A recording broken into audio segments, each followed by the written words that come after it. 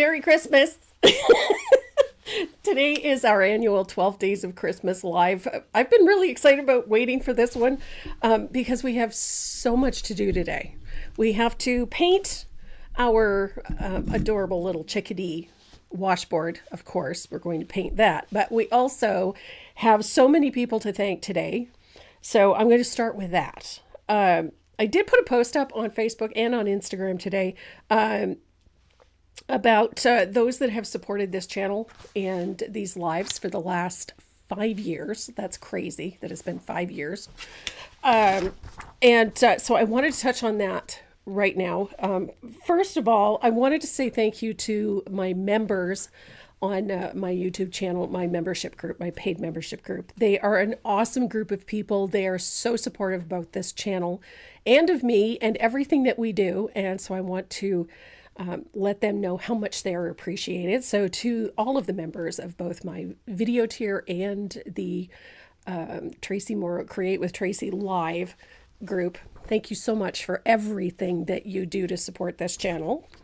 And then I have Decawart. Decawart is a company I've been working with for more than 20 years at this point. And I'm absolutely thrilled to say that they continue to support me and everything that we do on this channel. And so I have to say thank you to them. And that is decawart.com. Don't forget to check out their site. They've got tons of new stuff on there, lots of product information, lots of fun techniques. They even have free live classes. So go and check that out. And then, of course, I'm a Dynasty girl, so I have to say thank you to Dynasty Brush for all of their support, especially in the amount of giveaways that they provide. They are absolutely insane, the number of brushes that they have provided over the last 5 years and continue to provide. So I want to say thank you to them. And then thebrushguys.com, who is a distributor for Dynasty Brush, they have been so generous, both to me and to the people that follow this channel. They do have a coupon code that they continue to use. It's Tracy M, all one word, no spaces. You can use that for an additional discount on their website anytime. A friend that became a new friend just in the last couple of years, Kathy McAllister at the twife.com. The woman is amazing. She has such creative ideas and great products. So don't forget to check out her website. Of course, my two besties, Sandy McTeer and Deb Antonick. Sandy is at sandymcteerdesigns.com and Deb Antonick is at touchofprimsy.ca. If you are in Canada and looking for really awesome painting surfaces, go and check out her website at touchofprimsy.ca. And then another of my dear friends, Sheila Landry. She is at tollpaintingdesigns.com. And she also has a new Patreon page. Go and check her out. She is phenomenal. Tons of stuff to share. And then, of course, we have a few other corporate people that help us out every year. And that's Tombow USA, one of my favorites. I love their products. And the stencilstudio.com. Another dear friend, Karen Beaupre at chipboard.ca. Go and check out her stuff. And then, of course, I have my favorite Canadian suppliers, which are countrybearwood.com and stockade.ca. Both of these companies have been phenomenal in their support of this channel. And then, of course, another dear friend, Chris Hoy, and everybody at cdwood.com. They have provided tons of things over the years and continue to do so. So I want to say thank you to all of them for everything that they have done to support this channel and me, and I greatly appreciate it. And then, of course, to everybody that comes and watches, those of you who are subscribed both to my membership and to my YouTube channel and that follow me on Tracy Morrow Live, thank you so much. Well, you guys make this possible, so thank you again. I hope you have a great time today. I hope you enjoy painting this piece because it is a lot of fun. We do have a lot of things to cover today with this piece. There's some nifty techniques involved in it, so we're going to have a great time. And Renee is sitting here grinning. So what are you giggling about? Well, you haven't even been on for 5 minutes, and you already have a $50 donation from Judy Thacker. Oh, Judy, thank you. A Miss Gail Wolseley from Winnipeg. Gail is from London, Ontario. Is she? Yes. Which was it? Why am I thinking? Wrong Gail. Yeah. Wrong Gail. Sorry, Wrong Gail. Gail. She donated $61. Awesome. Thank you so much. And, of course, the lovely Sue Potts Awesome. with a $50 donation as well. Wow. For those of you that are joining us for the first time for this live, we do donations for our local animal shelter. Renee is a huge proponent of feeding the puppers. So, and we have kitties too. So we make sure that our local animal shelter gets a nifty little Christmas present, or at least something to start off the new year. And we do that through this live. So you can donate either through YouTube. We also have a donate button on the homepage of my website. So you can do it securely through PayPal. So you can donate there. Oh my goodness. Kathy McAllister just donated $10 from the T-Wife, from Sheba Dog Squeezing a Big Red Heart. Aw. And Lori Skiffington did one through PayPal. Awesome. A $50 donation. And Louise Long. Oh my goodness. Renee's got his work cut out for him today. So we appreciate you so much for helping us every year provide some extras for our local animal shelter. They're packed right now. They have tons of dogs and tons of kitties, a lot of kittens. So they're really hauling butt to look after them. So every little bit helps. And we are so grateful. Thank you. Karen Boylan. Oh my goodness. The chat is moving really quick. So If we miss you, I'm so sorry. There may be lots of leaking from our Tracy today. Oh, I can pretty much guarantee that. From our end, we wanted to thank you all for supporting us. I mean, that's huge. I have a coupon code up on the website that says Merry Christmas. It's all one word, no spaces. And we adjust Xmas or Christmas. Merry Christmas. The actual proper spelling, except it's all crammed together into one word. And we've adjusted the discount on that today. So everything on the website is 40% off right now. So that's for today only. So if you get a chance, Linda Morgan, I'm confused. When I click the dollar box, it brings up options. Which one do I pick?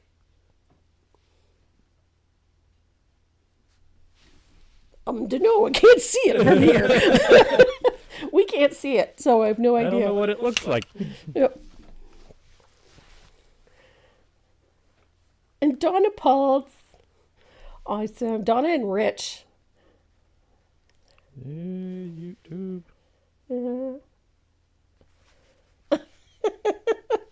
Oh my heavens. Pick the chat button on YT. Okay. Hi, everybody. There's Lori Windemeyer. Hello, Windemeyer. I got that all messed up. And Mary Galliato, good morning. You've been out of commission after a fall. Well, I'm glad to see you're back. And Denise Chavez, hi from Reno, Nevada. $. Pick Super Chat and fill in the amount. There you go. I knew somebody would know. Oh, yeah, that has changed. It used to just... Yeah, it had a button. And now you got it's super different. stickers, super chat, and membership. Oh, wow. Okay, so that's... And membership gifting. And membership gifting. That's cool. You can gift memberships to your friends. That's new. Or you can pick a sticker that has an amount attached to it. That's awesome. That's awesome. So you could do... You could... You can do whatever. Yeah. I didn't know you could do the membership gifting, though. No, I didn't know that they had activated that. No, because we've been trying to get that activated on our channel for a long time. Yeah. Awesome. And Heidi Oh, Debbie Marlowe, $20. Hey. Thank you so much for the fur babies. And 30 from Linda Morgan. Oh my goodness. You guys are Debbie Marlowe? Debbie Marlowe and Linda Morgan. Oh my heavens. Okay, I need a better pen. And Audrey DeJong is... Hi, Audrey. Thank you so much, everybody, for coming today. Thank you for your donations. We are so grateful. So we have oodles to cover today, but I want to tell you a couple of quick things. Iris Rorwick. Thank you, Iris. And Morgan. Yep. And Diane McKenzie. And Yep. Iris Warwick. Yep. Oh, And now Carol... that they figured out how to do it. my goodness. You guys are awesome. Thank you.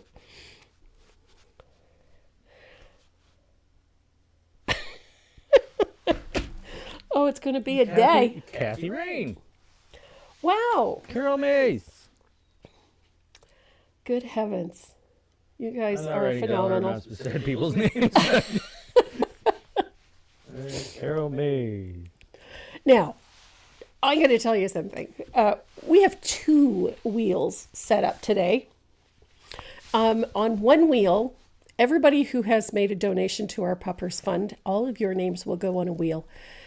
The end of today's live, we will spin that wheel, and 3 people are going to receive a finished, framed, and signed piece of original artwork. So we have 3 of my pizzas. They're over here. Do they You get to can choose? No, because that would be too hard. I'll just pan the camera around. No, until you pick one. the 3 pieces we've chosen are right here. Okay. You gotta show them. So You can't just say, let's Yeah, see look- what you get. look what you get. This is one Farm Fresh pumpkins. That's one you guys painted. Yes, this is the original one. All the, like The original one. design. Yeah. Oh, wow. And this one, Be Merry. the Be Merry, Yeah. and this one. This is Hello Summer. There we go. Oops, glared Did it you out. just do that one? That was Hello Birdie, wasn't it? That was Hello Birdie, but this was the original from Hello Summer. Oh. There you go. So those are the 3 we're giving away today. You can't get your name on there twice, Deb. We appreciate the other $20, but you already donated last night. I have your name on a list. They're wanting to get an original piece from you. I'm not sure how to take that. By Renee.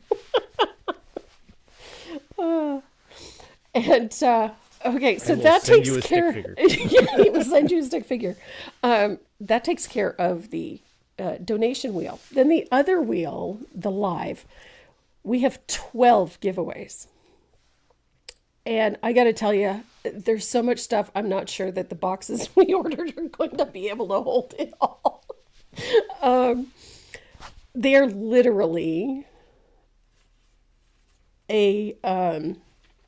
they're so jam-packed. We have 12 boxes. 12 names will be selected at the end of today's live.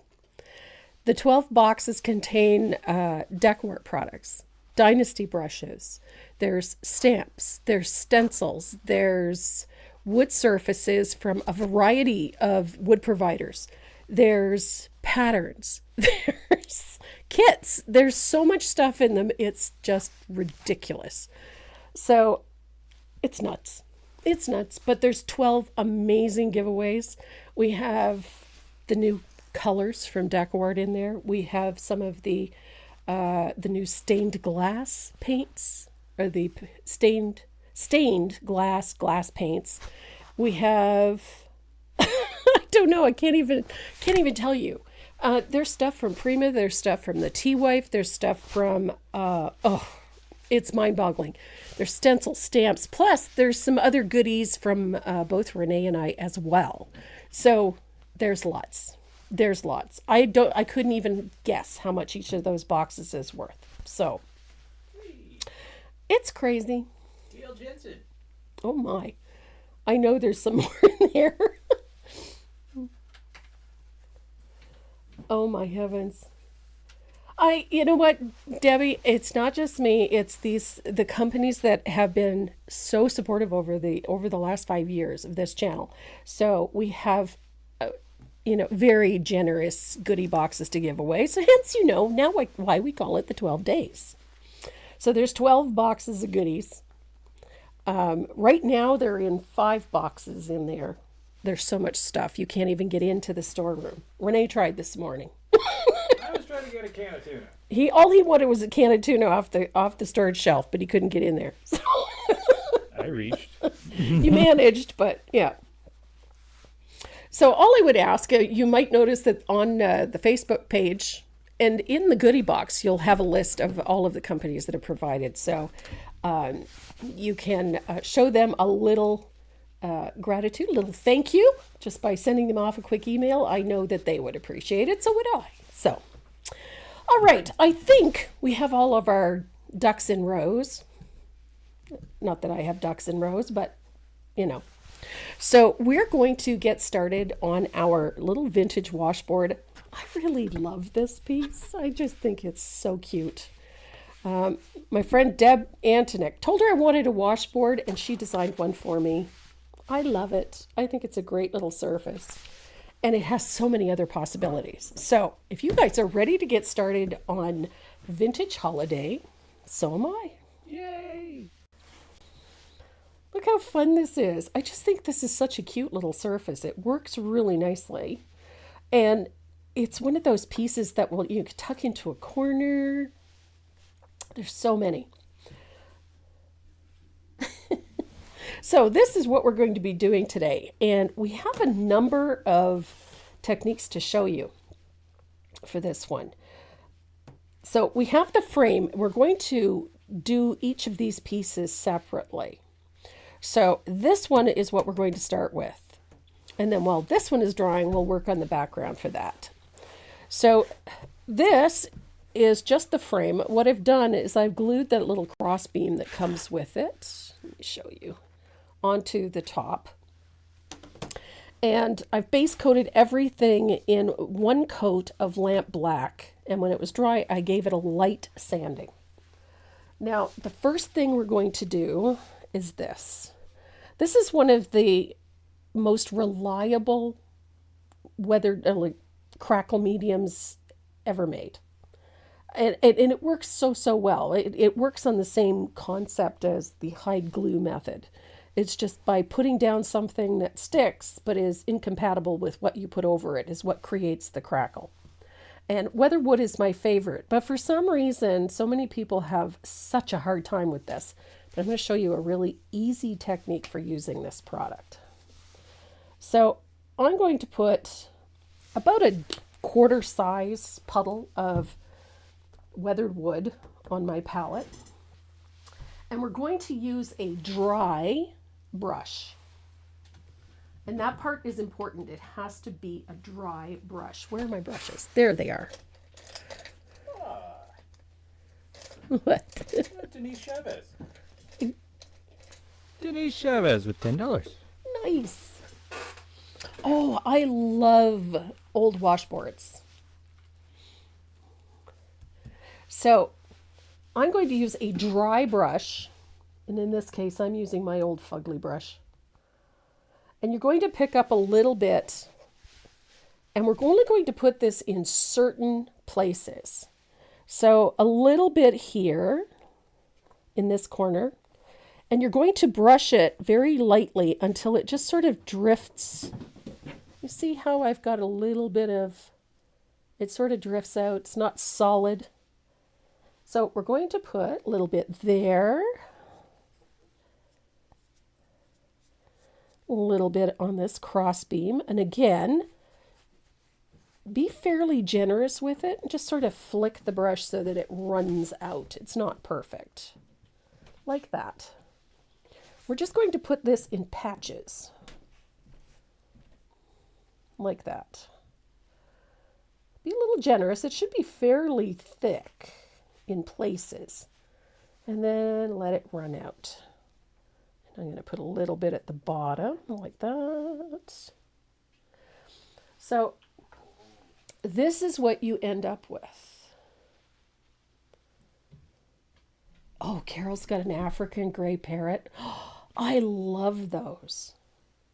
She's wondering if you could paint one day. Oh, I could. I love gray parrots. They're beautiful. And they're so smart. Scary Teresa smart. Casper. Oh my goodness, you guys are amazing. And Robin Storm. Hi, Anne. So you can see I've just put that fairly generous amount onto this surface. Little bits in the corner. You don't want to have it everywhere. So we're going to set this aside to dry. And it will...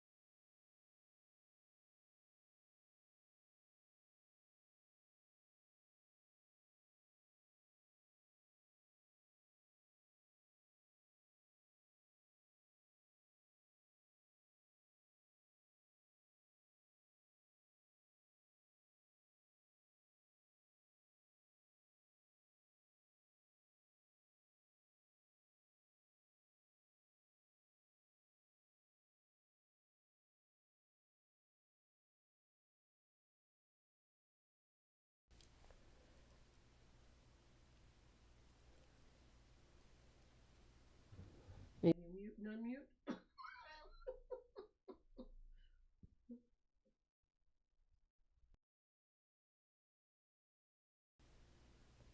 Hello. Hello, hello, hello.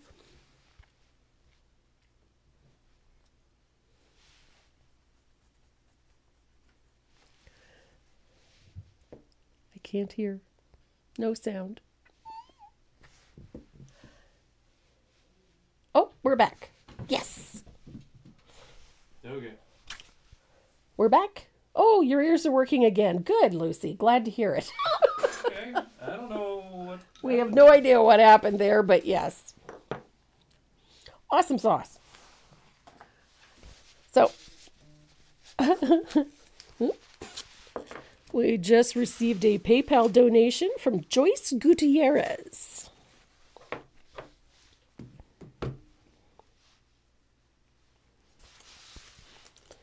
How do you spell that? Gutierrez.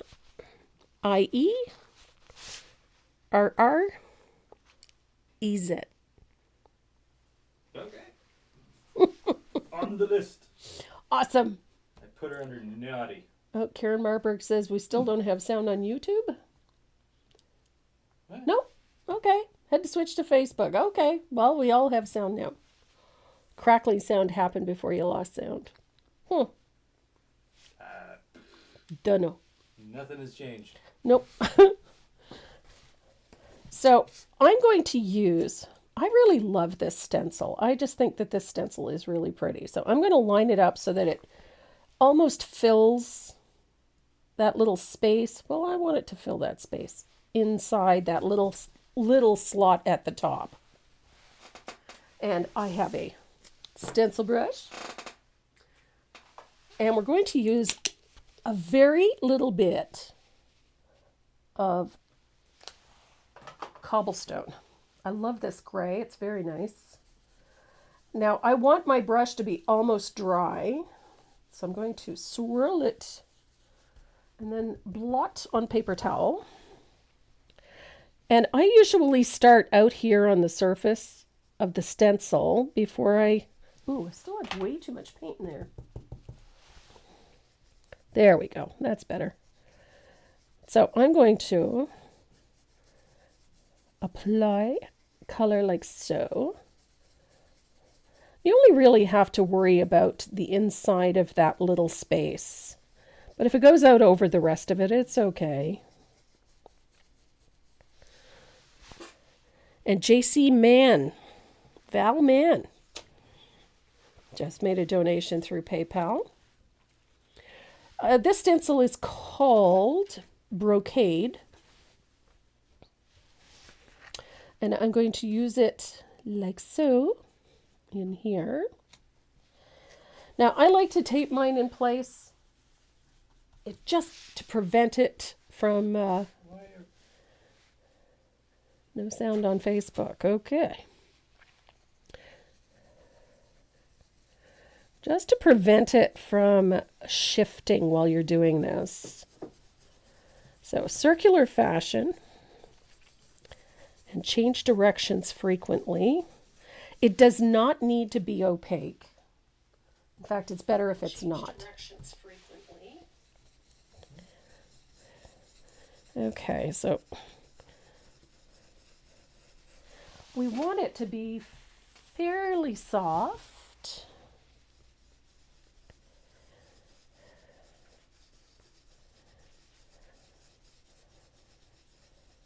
And fairly light. Doesn't need to be perfect by any stretch of the imagination. Because, and you'll find out why, because we're going to sand the living daylights out of it here shortly. Because we want this somewhat muted. And Corinna Rafuse, Kinsman Rafuse. Nice stars. And Anne Fogg. I went to the wrong one. There we go. So we've got our lovely space filled with pattern. Doesn't have to be perfect. And then we're going to let this dry.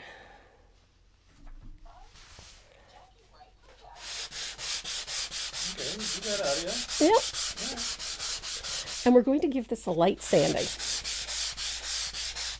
Just like that. I don't know what's going on other people's ends. So we want this to be quite muted.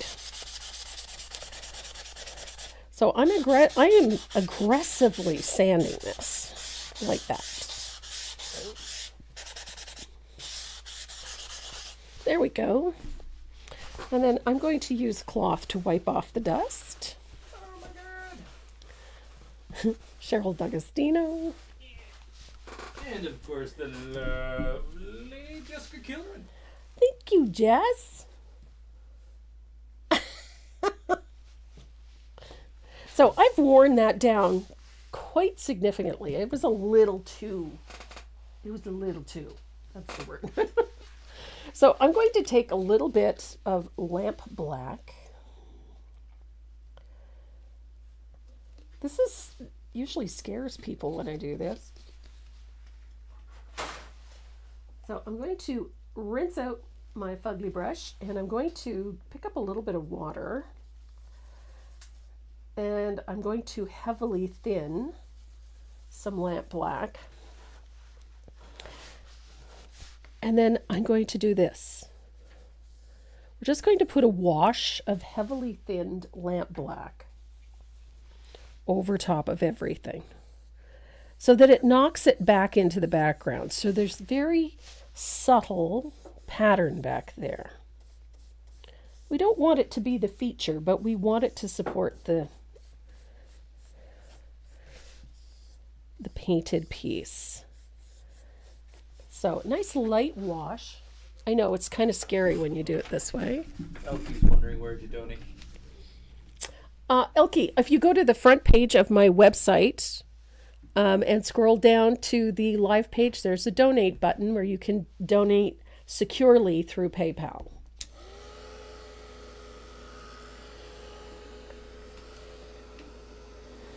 And it's right on the homepage of my website at tracymoreau.net. There's Cheryl D'Agostino. Hello, sweetie. Kids' Christmas party for my work at Canada's Wonderland. Awesome. Damn. Canada's Wonderland. Yeah. So, oh, there we go. Look at that. So, we have pattern, but it's knocked back a little bit. It's not so bright. Yep, we got your donation, Lil. Thank you.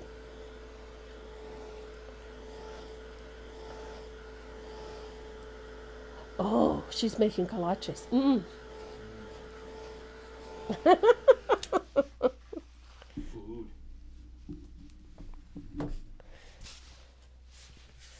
So, just so you get an idea, when you put the new frame down, this is what it's going to look like.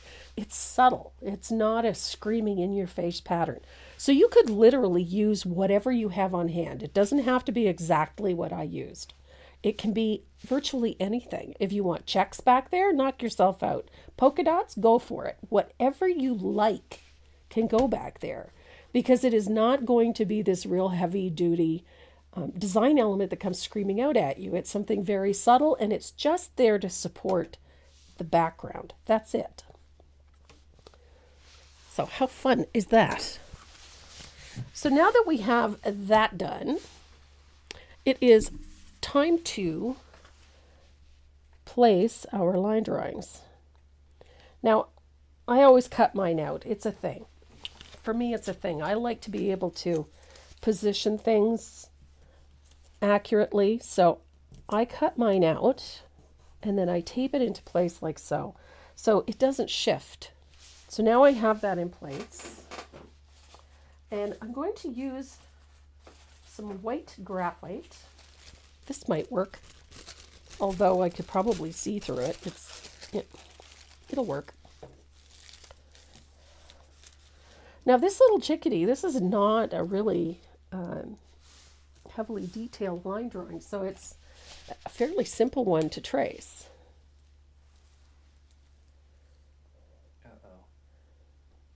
I thought I was going to get a she shed for Christmas. Hub says I already have one. It's called the kitchen. His funeral service is tomorrow. Oh, Deb Bloomfield's back in form. What was the about? That. Oh, that. Okay.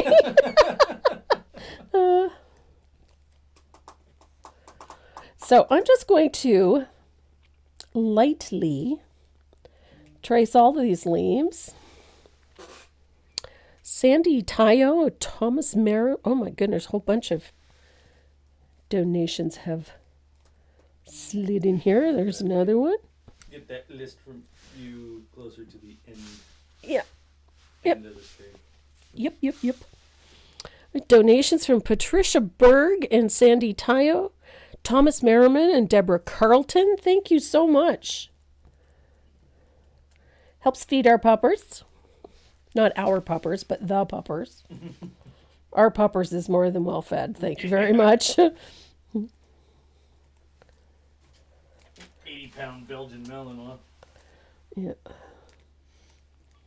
Yeah, she doesn't starve. No, that's... She's always hungry. Well, if your motor was running at the speed that hers does all the time. She's a high RPM dog. Yes, she is. High RPMs is an understatement. Mm-hmm. What's for dinner tonight? We are having spaghetti bolognese. Bolognese.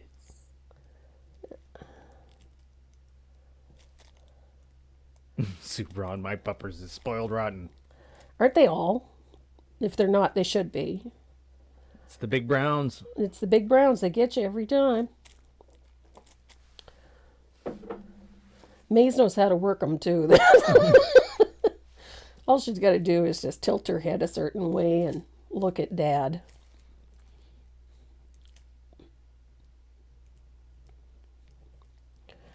If he had it his way, she'd be eating sirloin tip every night. She almost eats that anyway. Oh, Elka donated on PayPal. Oh, that's a list. It is a list. Sherry DeGraw donated. And another one from Kathy Pruitt. I'm only putting your name on once, Kathy. My stars, you guys are awesome. Carol's asking for the recipe. For spaghetti bolognese, I can do that. I will be happy to put that on my website. It's fast and it's easy and it's delicious. Mm-hmm. It's never the same twice. No, because it's pretty, I get a little heavy-handed with the herbs, that's why. A little bit more oregano, a little bit more thyme, a little bit more garlic. Oh, there's no such thing as too much garlic. Andrea George with $20. Nice. Thank you, Andrea. Our puppy dogs at our local shelter and our kitties at our local shelter are going to be so happy.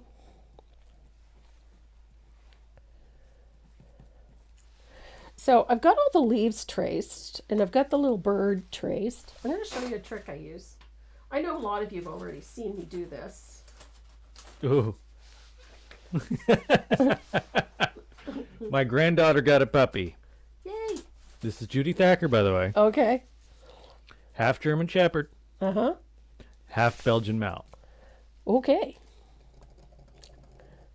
Hope your granddaughter is Fit. and tough. Yeah. Mind you, if you got a good mix of the German Shepherd, it should be a pretty calm Belgian. Okay. I say that, and mine's a mix too, but there's a little 1% Dutchie in there that sneaks out every once in a while. And we got a donation from Judy Galt. Thank you, Judy. And Pause to Paint. Thank you. And Beverly Sisilski. What's the difference between bolognese and regular sauce? Beef. Beef. Yep. I learned that. Extra lean ground beef. Beef. Bolognese has a meat sauce. Yeah. The regular sauce has no meat. Yeah.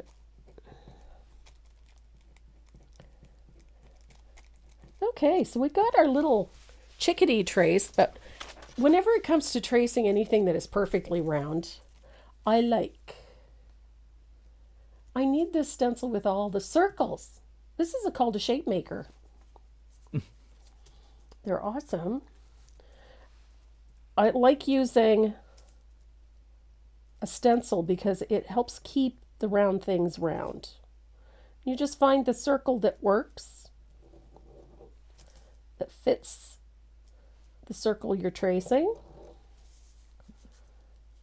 and it makes a world of difference. The accuracy of circles, because I'm like anybody else. I try to paint a perfect circle, it's going to end up looking like an Easter egg. Well, there must have been an internet outage somewhere. I think so. Yeah, because Linda Zafranco thinks we started a second broadcast. Nope. Nope. Same one. Same one. We did not shift.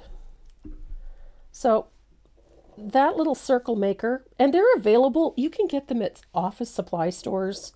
You can get them at Staples. You can find them in drafting supply stores. I mean, heck, I've even seen them on Temu, for heaven's sake. It's any kind of circle maker. And I'll show you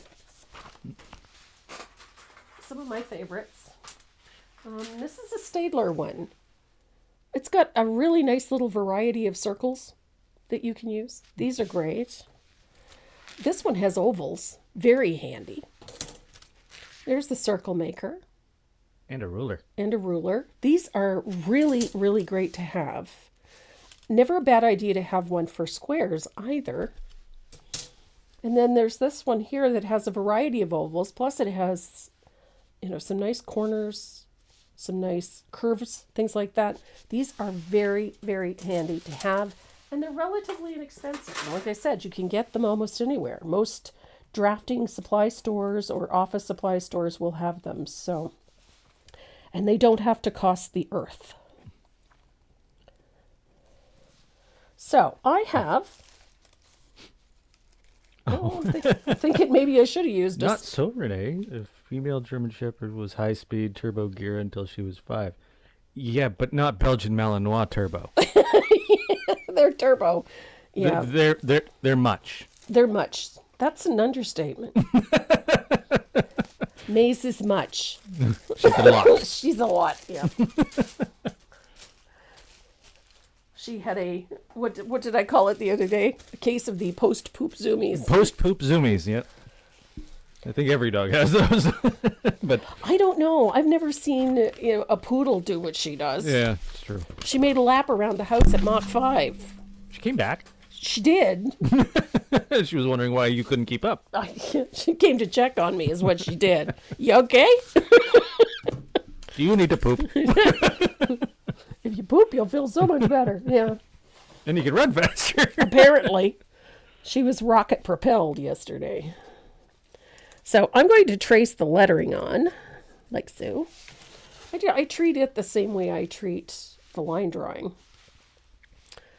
Except this time I think I might use a newer piece of graphite because I can barely see that. It's enough, but... My pug does that. I call it post-poop zoomies because zoomies. she goes like a bat out of hell. Raffin And does she was, that. yesterday she was busy barking at the raven, or not the ravens, the crows. Yeah. She doesn't like birds, especially birds that are like up on the wires and whatnot. She barks at them. But there was a crow or something on the railing to my neighbor's deck, and she was growling at it.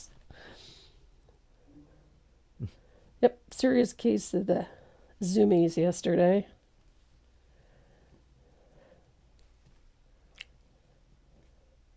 So, lettering, in the pattern, there's some instructions on how to easily trace lettering. I mean, I can do it pretty steadily, freehand, but it's not that easy for everybody. So I do have a few tips on how to make it a little easier on yourself. So there we have. Oh my goodness, this thing is just a rockin' right now. Hang on. A donation from Susan Fanning. Thank you very much, Susan.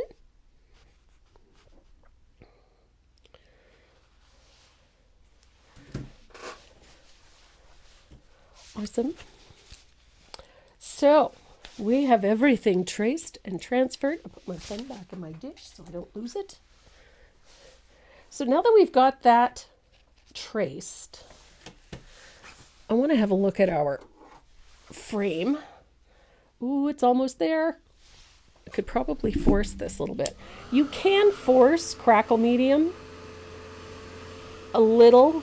You don't want to overdo it, but you can force it. The end result of this is that you get that cracked in places look, which I love. Just makes things look really old. So we got a few more minutes for that. So I'll set that aside again. And we're going to get started on our leaves. I always like doing things in the background first. So these leaves, I'm using one of my favorite greens. I love lush green. Also love antique green, but antique green is a little more transparent. So we're going to use lush green, which is such a great color. That's not it. That's it. How did you get a Nikita that love to be around people and be calm? I'm Hi, muted. Vicky. I'm muted and my microphone's over there. How? How'd you get an Akita to do that? Yeah, Akitas are notoriously not people. They're not people dogs. They're like one-person dogs. Yeah. But then again, I think it depends on who's raising them too. Yeah. To a certain degree. oh, 100%. But genetics does play a huge part in it. Yeah, that's true. Okay. I'd love to have an Akita. It's the hair, though. Yeah. So that meat-fueled rocket that we have living in the house. Meat-fueled rocket. Land shark. Yeah, the land shark. The Yeah. land shark, yeah. I don't know who that is. But That's Nancy. Nancy? Yes. Do we have a last name? Kellyanuk. Oh, Nancy! That Nancy! That Nancy. I know that Nancy. Yes, sir, you do. I've known her all my life. Pretty much, yep.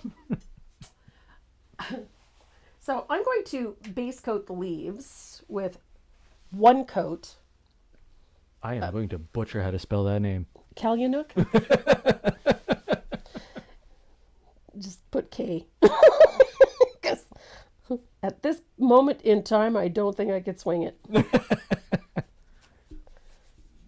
I could try, but I'd embarrass myself. So I'm base coating the holly leaves.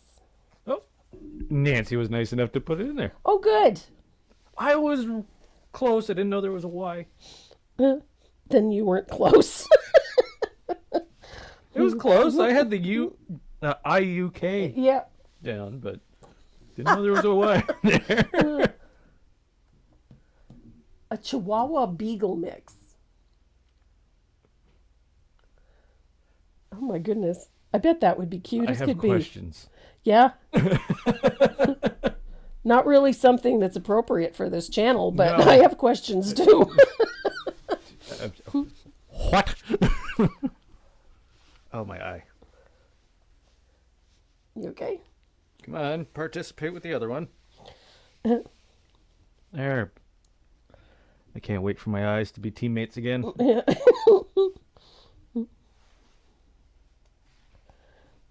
So the reason, and I do this a lot, I very rarely put more than one coat of something on. And the reason for that is quite simply, I usually use so many different layers of color that to put down 2 or 3 coats to get a fully opaque base coat is not only a waste of paint, but a waste of time. Because by the time I'm done, it's all covered anyway. So, Laura Villagas yes. got a new puppy a few months ago. Aw, Corso. a cane corso. Holy hockey pucks. 7 months old. Did you buy him? 101 pounds. I was going to say, 7 months. when does he get his saddle? Yeah, when are you going to start driving him to work? Yeah, they're beautiful dogs, though. They're huge. They're huge, but they're beautiful. Strong. Strong like bull. Dachshund body and a pug head. What? Okay. Okay. Some of the mixes that I see, you kind of go, how did that happen? Yeah. What? It's like It's a like German Shepherd corgi. Yeah. Yeah. A German Shepherd and a Pekingese. Named him Sherman. It's a good I wonder name. how old they are there. Great dispositions. I love Pekingese. They are Really? Oh, they're just chill. At least the ones I've met. Anyway, Yeah. they're just a chill dog. I love Pekingese.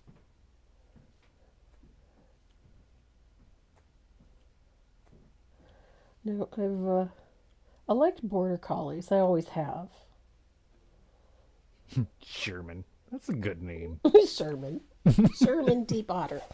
Oh, we'll find out Wednesday. Get to see another doctor on Wednesday.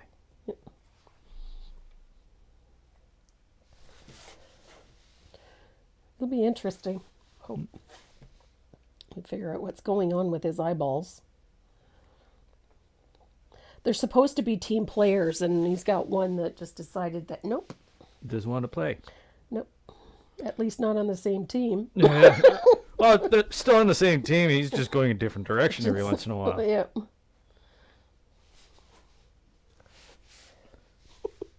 Neighbor's getting a newfie.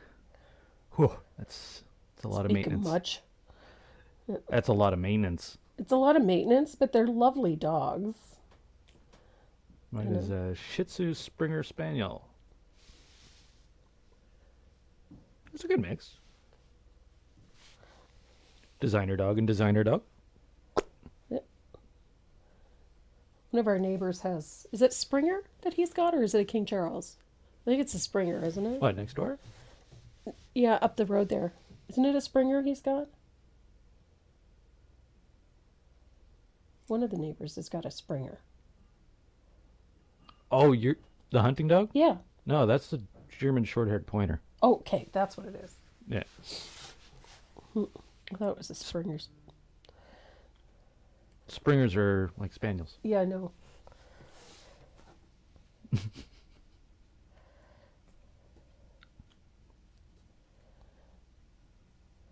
Oh, There's some beautiful dogs in this neighborhood. One of our neighbors has got a husky cross that's really Yeah. pretty. Aw, Robin's sending prayers for you. what's this? 9-pound, 2-year-old Shih Tzu. Daughter has a healer. Ooh. Good luck. Donna Baker, I love That's it. a mini Mal on meth. Yep. A mini Mal on meth. Wow. I You like- can't even imagine that because it's. Pepper. That's a healer. Yeah, I know what healer is, but Pepper just has an attitude problem. Yeah. She's so pretty, but she has an attitude, needs an attitude adjustment. For mini stroke, have already had an MRI and I've already been cleared of aneurysm and strokes. Yep. So we're trying to find out other things. Yep.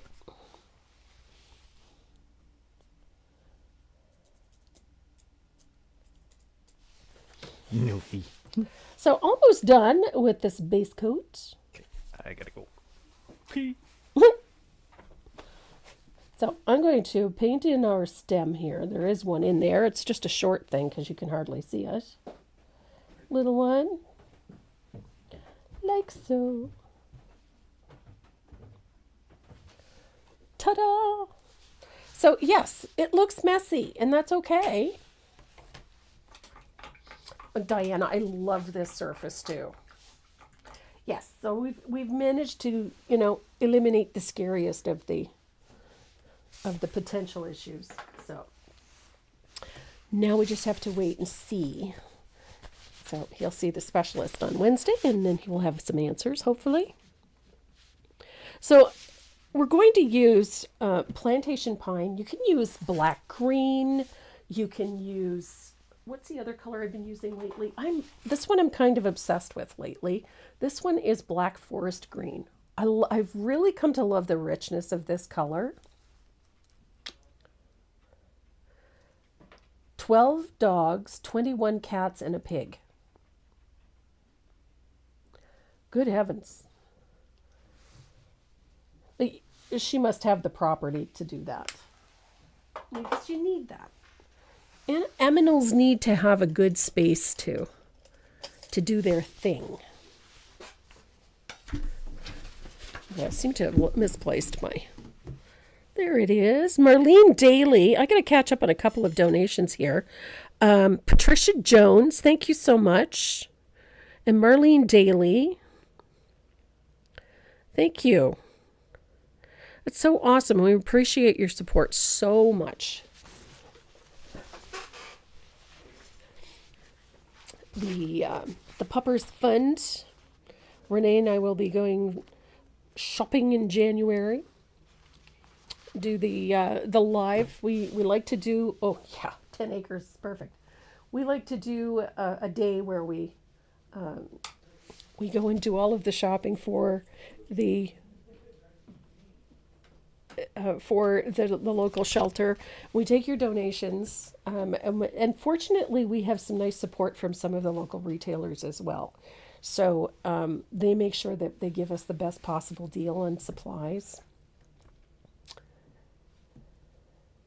So it's a good thing. And so him and I will usually go, and then we film a live while we're in doing all of the shopping. And, so we'll decide how we're going to use those donations for the local shelter. We call the shelter and see what their needs are. And if their needs are veterinary, then we usually do like a big cash donation. But there's always maintenance things that they need: paper towels, bandages, chew toys, things that the dogs need on a daily, animals need on a daily basis. But if their needs are really medical, then we usually make a cash donation to cover any veterinary bills and things like that. So it's, and we combine the two. And we try to do it live on Facebook. I would probably do it live, then. So that's what we like to do, to keep everybody in the loop so that you can see what we're doing with your generosity. So we really do appreciate everything that you're doing to help us, to help our local shelter. Our local one relies very heavily on donations, and they do an amazing job, believe me. So we're going to shade these leaves. I'm going to be using, you can use plantation pine. I'm going to use my black forest green, because I love the richness of this. It's a great color. So I'm going to shade my leaves at the base where they join the stem with a nice float of black forest green. Just like that. So it's sort of a U-shaped float so that we have the darkest value towards the stem.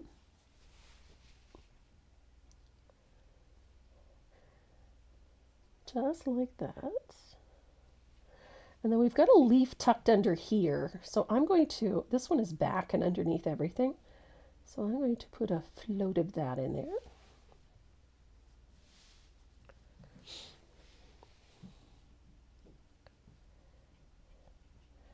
Now, I've had some beginners reach out recently about and ask questions about floating. And the one recommendation that I can make to anyone learning to paint is this: whenever you're floating, make sure that the whole chisel edge of your brush is laying on the surface. It makes a world of difference. So pick up your color, blend it out well so that you have a nice transition. And then when you put your brush on the surface, make sure the whole thing is on the surface. Just like that. And that way you are using all of the paint. If you're putting a float down and you're just using the tip of the brush, you're not getting the float. All you're getting is the stripe of color. So you need to have that blend and then use the whole chisel end of the brush to get your shading in.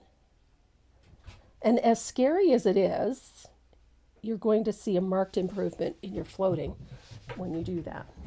Uh-oh, here comes trouble. Maze. Hi, Papa Dog. Oh, we have cats and dogs down here now. We have Maze. Where's my puppy? Hi. So we have Maze has joined us, for better or for worse, as long as she's not much today. Starts knocking over cameras, she's out of here. Oh, she has a ball. She's good. And Gizmo is down here. You probably heard him. Yes, I said your name. Go on.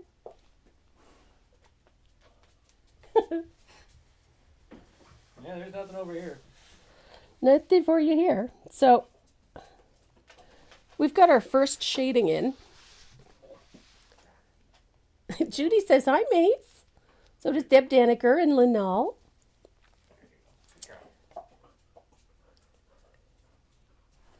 And Judy Thacker, Nikita. Hi. Nikita is Karen Jones, by the way. Yeah.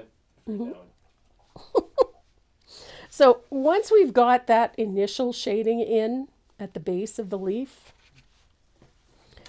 we're going to put a float down the center vein. And again, use that whole chisel edge. It makes a world of difference. You get that whole chisel edge on the surface. You get nice, smooth floats.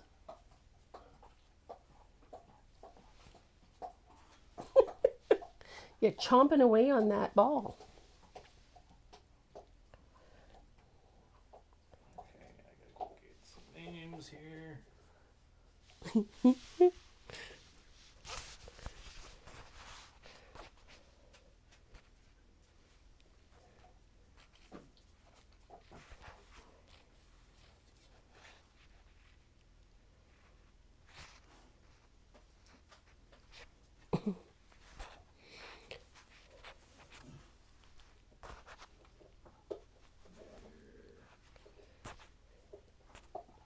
Can I just click that and go to your... Oh, I can!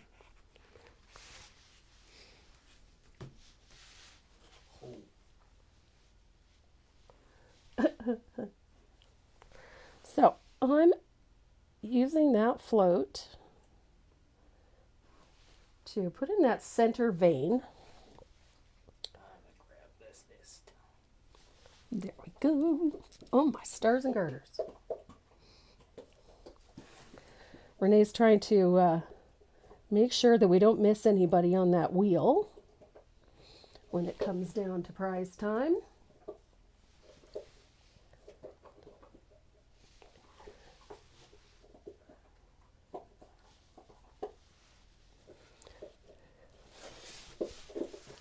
So, although when you're doing this, these leaves look a little rough at first because we're only working with one base coat.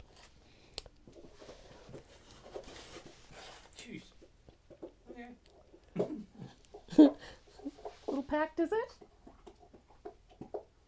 Filled up pretty quick. Oh, that's good.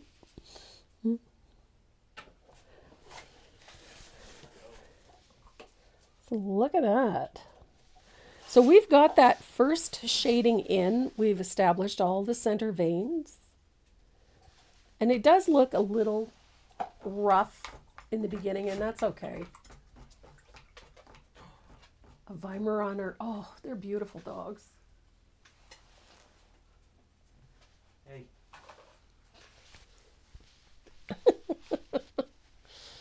Why are you aerodynamic? She's happy to see you. She doesn't like having a door closed and she can't see where everybody is.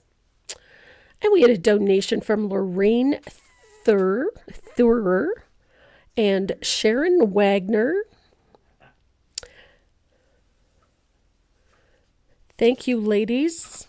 Greatly appreciate all of the support for our Puppers Fund today.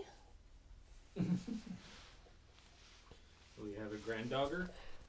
A grand dogger. Oh, I like that term. That works for me. Shepherd cross, biggest ears, and acts like a lapdog. Sheds like you wouldn't believe. Yeah, I would. I would believe it. Have you met Dot? Oh my. Oh. Yeah, she did. She left a trail. Yeah. I have two Westies. One likes to hang out outside. The other one likes to stay inside. One loves everyone, and the other one loves my hubby. Isn't it funny? My husband goes outside to take out the garbage, and Maze acts like he's been gone for years. I leave the house, and all I get is that side eye, like, oh, you're back?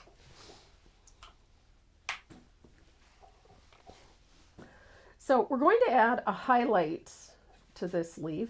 these leaves with a little bit of margarita. I love this color. We got 12 of those gifts to give away. Yep, we do so. Want to give one away? Sure. All right, let's get this. Let's get this party started, he says. Yeah. Yeah. Just so you see that she's still painting. Yeah. I am still painting, and I'm adding a highlight to our leaves with a float of margarita.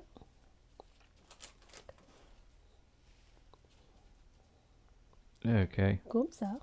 What's up? Yeah, it doesn't want to work. Of course not. Doesn't want to match. Window title must match. Okay. Ugh.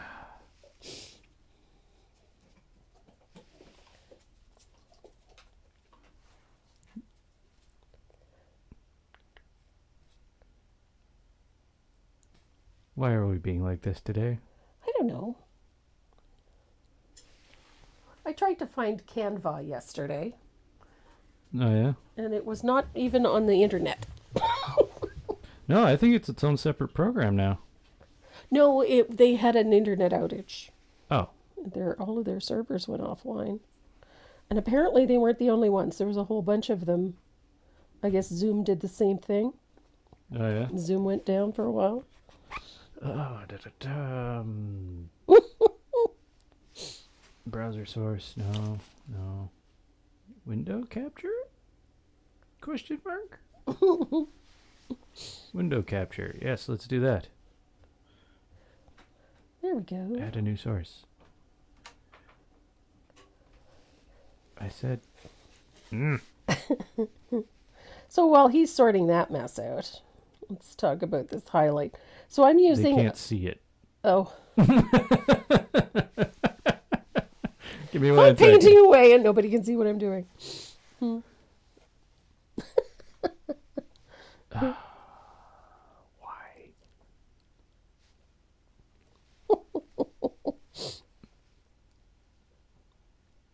Huh?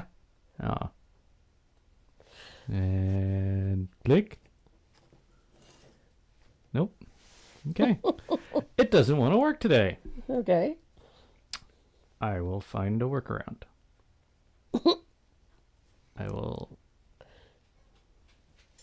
That. I will put this camera back on so you can keep teaching. And I will try. He's going to figure out how come the wheel won't work. So, see, our leaves are starting to come to life. What you doing? Messy King.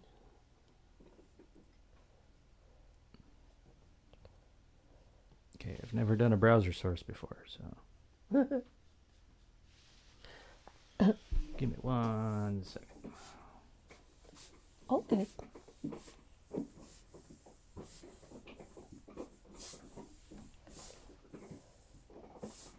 Why is it in the AI mode? I don't know. You are talking to the wrong person. Let's see if this works. And there. There's- try the URL. Beep. Wrong one. But it works. Yeah, it does, but it's the wrong wheel. I don't know how to. That doesn't work. Doesn't work for us anyway.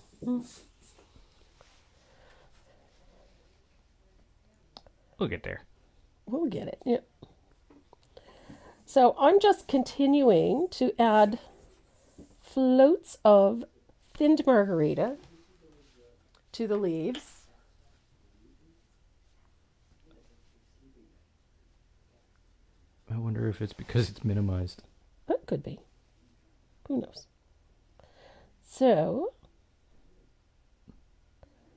Little floats. Now, we're using the margarita because it has a fair amount of white in it. It's a fairly opaque, light shade of green, and we need that little bit of opacity for the next step. I mean, I could put white on there, it would work just as well, but I think by having that little bit of margarita under there, there's a richness that you get that you wouldn't otherwise. That's exactly what it was. Okay. Because it was minimized. Okay. And let's do this. Do-do-do. Boom. Boom. You okay? I done broke it. You broke it? Does that mean you solved the problem, or does it mean you messed up? Let's see if I can get it to fit. Fit to screen. That is not at all what I wanted.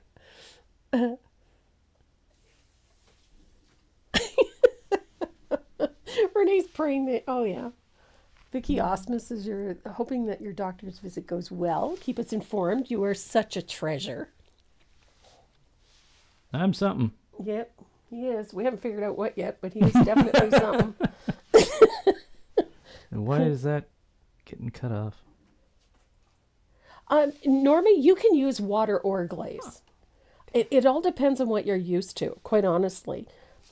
I like using glaze. Today, I've got water.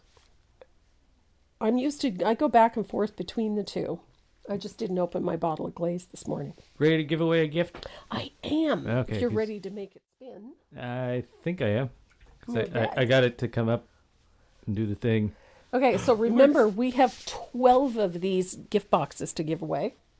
And if you see a nose coming up from underneath the table, it's Maze. It's Maze. Hi, baby. She's been very good. Hi. So spin already. All right. So this is the first of the 12 giveaways. And it's going to...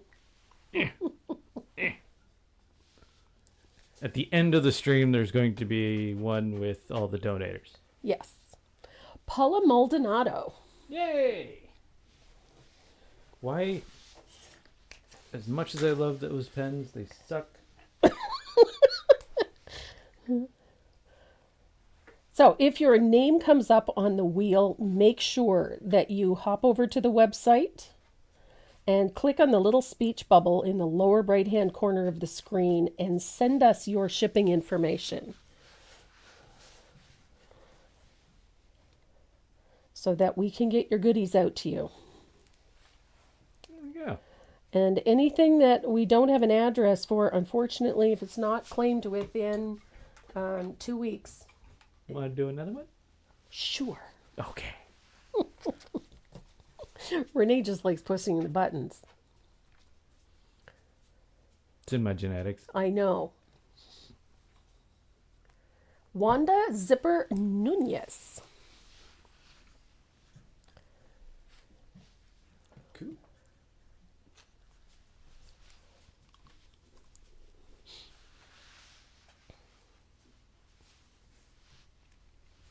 There you go.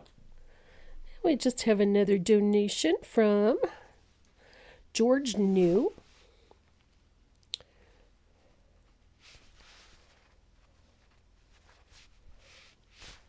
Right in my... There we go. Yeah, George New just sent us a donation. Thank you so much, George. And... So, look at that. So we have some really nice Can't see highlights it on yet. there. There we go. Super simple. Normal Earth. I'll take it out of director mode because what you see is not what they're seeing. Gotcha. Okay. So we're going to make these leaves really pop. And we're going to do that with, oops, wrong color. A little bit of neon green.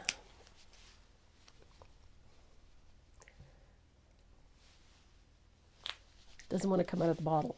It's hiding. So whenever you want to paint with a neon, make sure that you've got a lighter value green underneath it. You could use a little bit of warm white on there if you want to, but I find that the green, having a green with a white base, so either like a matcha green or the margarita, something along that line, is going to give you a nice platform for that neon. And it gives such richness of color and a really bold highlight. So I'm going to use a little float of this neon green. Now the one I'm using is black light neon. You can use any neon. Phyllis Griffey, you don't see your name on the wheel?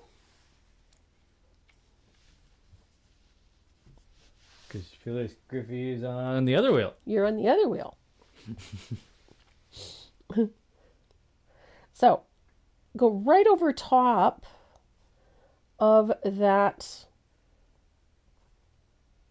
margarita with that neon green. And look at how that pops. It doesn't mean it's going to come screaming off of there. It doesn't mean that it's going to glow like it's glowing in the dark, but it is going to enhance that highlight dramatically. And it does lend a really nice richness.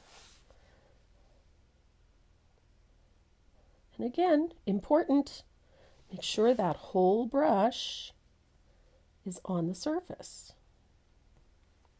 Look at that. I love the vibrancy that this gives.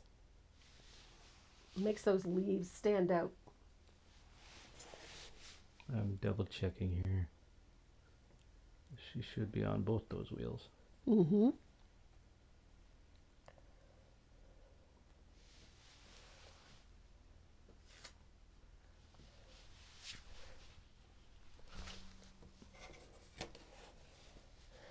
Well, we have lots of draws left to go, so still have 10 more.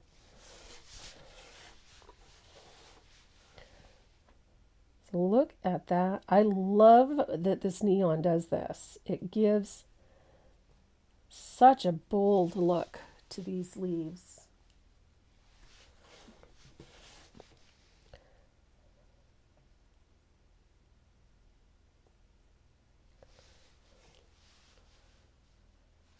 Not to mention it's fun.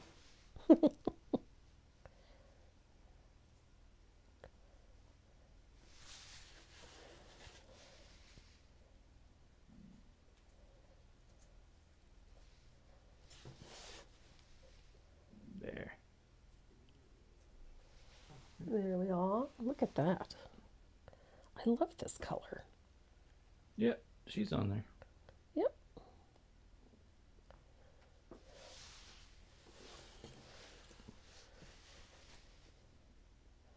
So how pretty. Having that little bit of neon over top of that little bit of margarita. Deb Daniker snuck on there twice. Oh. I don't know how she does it. Can't have multiple accounts, Deb. And if you create an account called Raffin, I'm sorry, your dog can't play for you.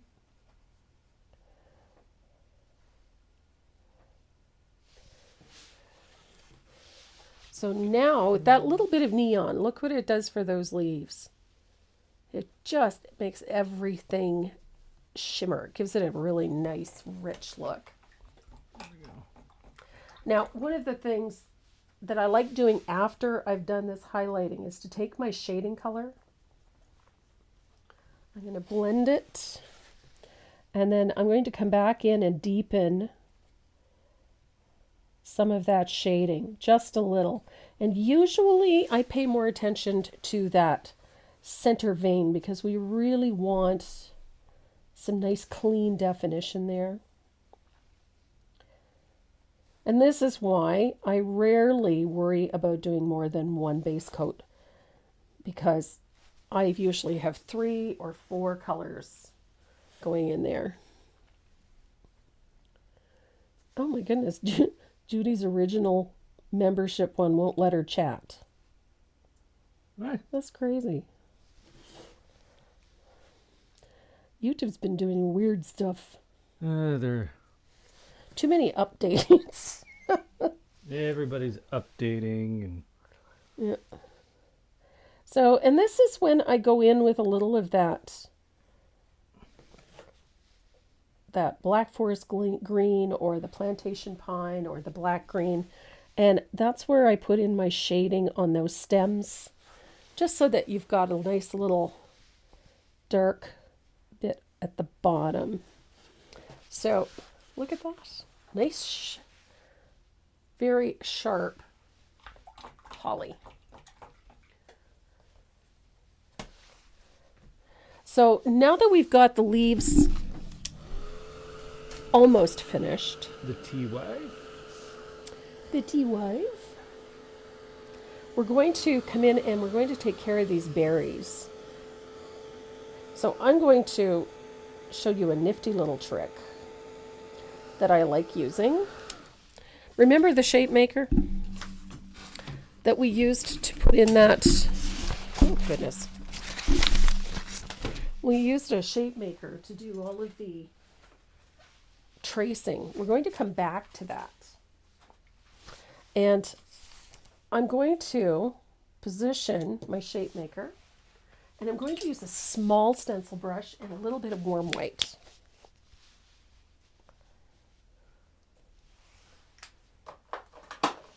And this part is super easy. So a little bit of warm white on your stencil brush. Select the circle that you use to trace, and you're going to put a little bit of warm white down on the berries. Now we're going to be using a red for these berries, and with that black background, the berries would be a little grayed out. They wouldn't have the vibrancy that we want. We want nice rich red. So I'm putting down a little bit of warm white just to give us a good base. And it'll keep the reds really bright. And that's so a little bit of red. You're not old, you're vintage. Yep, you're not old, you're vintage.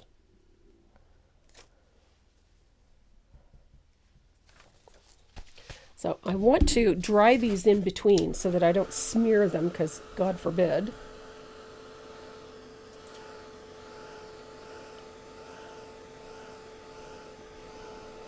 Karen, the only luck I have is bad luck.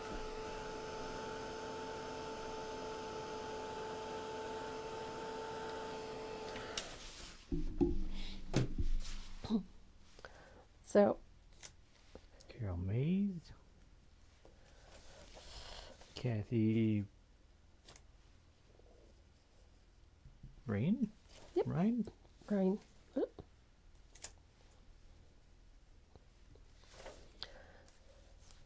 So by doing this, using a stencil to put in your berries and putting down that base, you end up with very nice uniform berries. And that way they remain consistent throughout, but then you've got a nice base coat of white down. And you could use gesso if you felt so inclined. Marjorie Ding. Eaton. Here we go.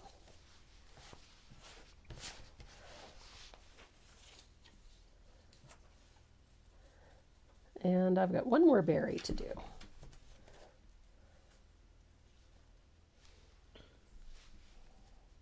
And just like that.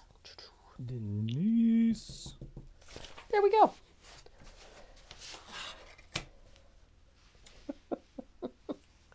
Chavez. With a Z. Hello, Penny. Penny Mew is here. Denise Chavez, I'm extremely vintage.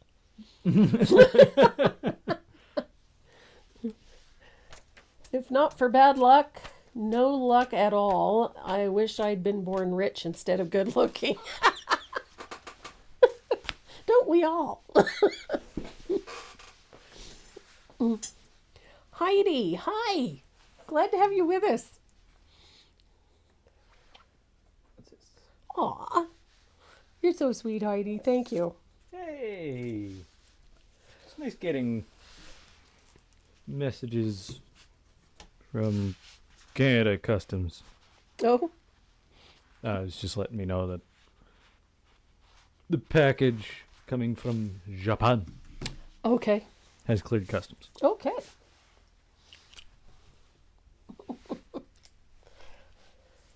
Why? We have berries. Look at that. We have berries. Berries. Holly berries. Robert and Storm. Yeah.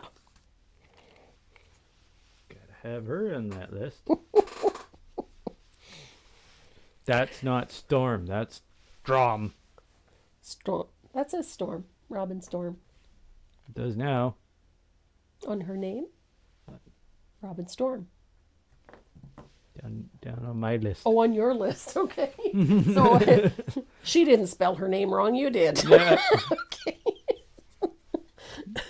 Check mark besides that. Robin, I'm wearing a Bucky's shirt that says Vintage Soul with a big butterfly on it. It reminded me of Goldie Hawn in Butterflies Are Free. Hi, Claire. Thanks for joining us. That's a new name. It is. Claire McNamara Majorossi.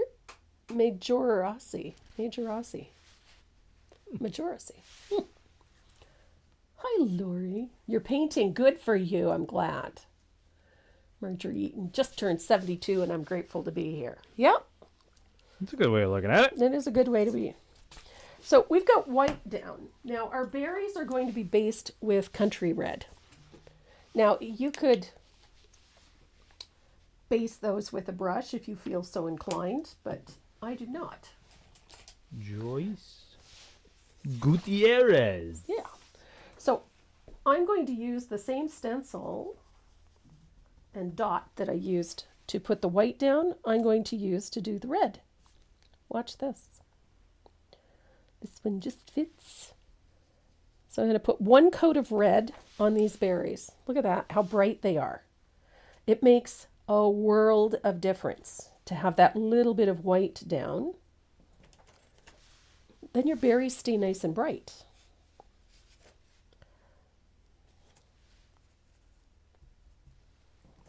Ta-dum! Of course, Jessica. Renee is meticulously taking care of all the names to go on the wheel. Miss Josie to stay warm. Andrea George.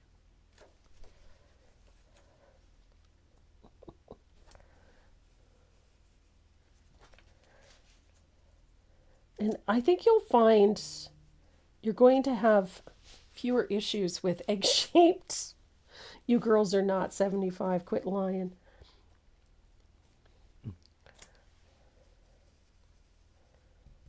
That's why I tell my husband, I'm not 62. I'm You're 35 plus shipping and handling.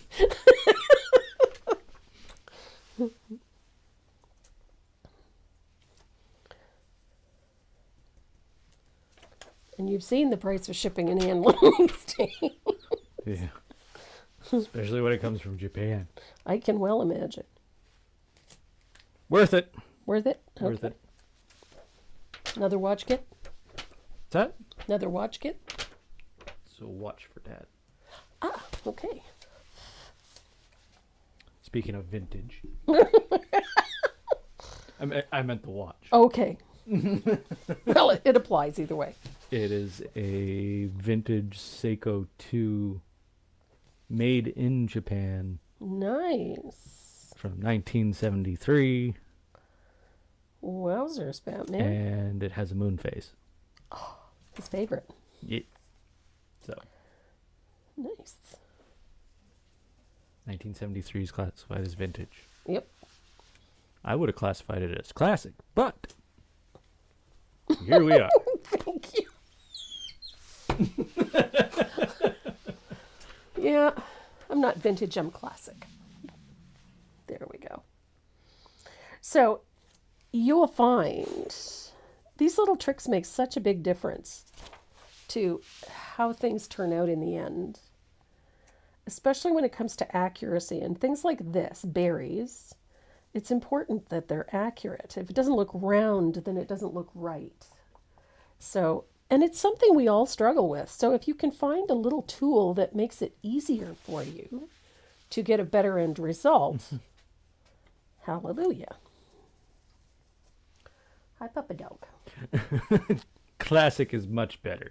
Yes, I like classic. There we go. So 29 and holding. yeah.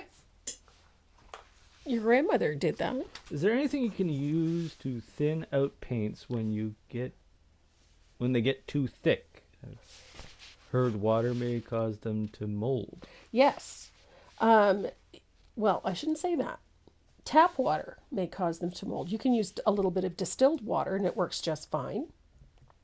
But in general, if you have a little bit of extender, that works actually better than anything. If you use the Jo Sonja's Fast Dry Glaze, that will help as well. But an extender works beautifully, and all you need is a few drops. It will help smooth out the paint and bring it back to its original consistency. So a little bit of that will work wonders. So we have our berries in place. Now I want to show you how to shade a berry so that it looks nice and round and lush. See how those berries look juicy? So you get nice plump round berries. I'm going to use a little bit of Prussian blue. I love Prussian blue for shading reds. So I'm going to use a small angled shader. And I'm going to pick up just a tiny amount of Prussian blue. You don't need a lot of it. The color is very strong, so you only need a little bit. What are you giggling about now? Oh, Miss Deb Bloomfield. Oh, like I told you, she's in prime form. Yeah, when you get out of bed, my bones creaking and cracking sound like a drum solo. Yeah, I know that feeling. Yeah, he creaks and cracks. Oh no, I crunch and pop. Yep. Oh, right. It's me that does the creaking and cracking. So on the lower right side of each of the berries, we're going to put a small float of Prussian blue. And we're going to leave a sliver of the base color, that country red, showing through. I know it's difficult to see on here, but it is just a sliver of that country red. Nice weak float. Rice Krispies. Yep. Yep. Snap, crackle, and pop. Yeah. Mm-hmm. I used to be all OEM parts, but Not anymore. not anymore. I'm not even 40 yet. Mm.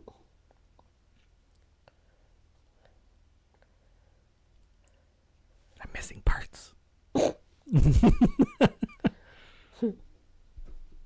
Where's the warranty? No. We don't come with a warranty. What? There should be a warranty. No, there's not, unfortunately. Yes, Karen, I know it's you.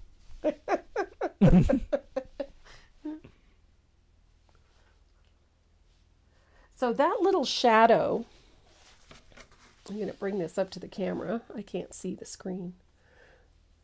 There's a tiny little sliver of the original base coat showing through. I'm going to, this berry under here is darker.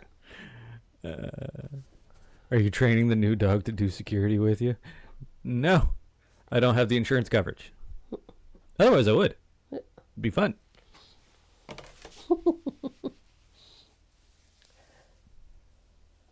Miss Maze.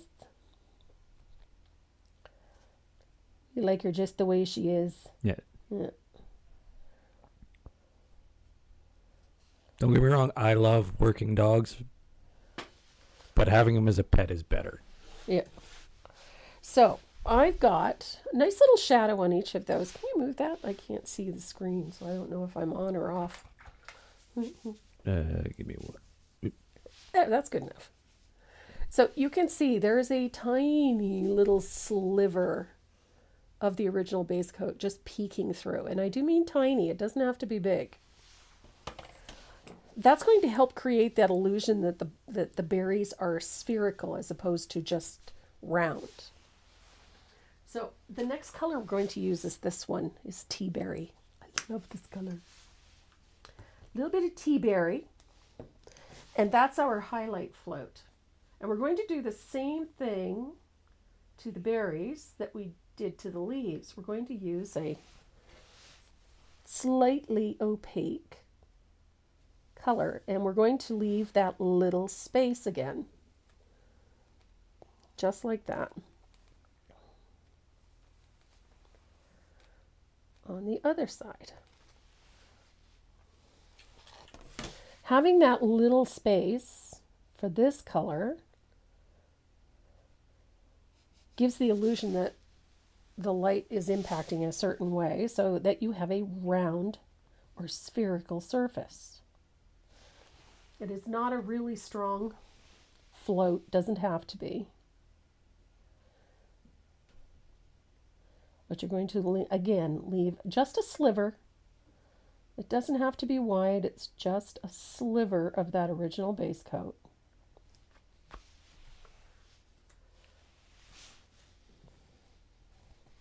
I love tea berry on country red. And wait till you see what happens with the next one. So there's our highlight color. This is our first highlight color. Tea berry. It's a great color. This was a newer color last year. And I love the tone. It is such a great highlight color. If it looks a little flat, just come back in, put another highlight in. Ooh, liking it. So that's the tea berry. That is your first highlight color. Your second highlight color is this one, neon pink.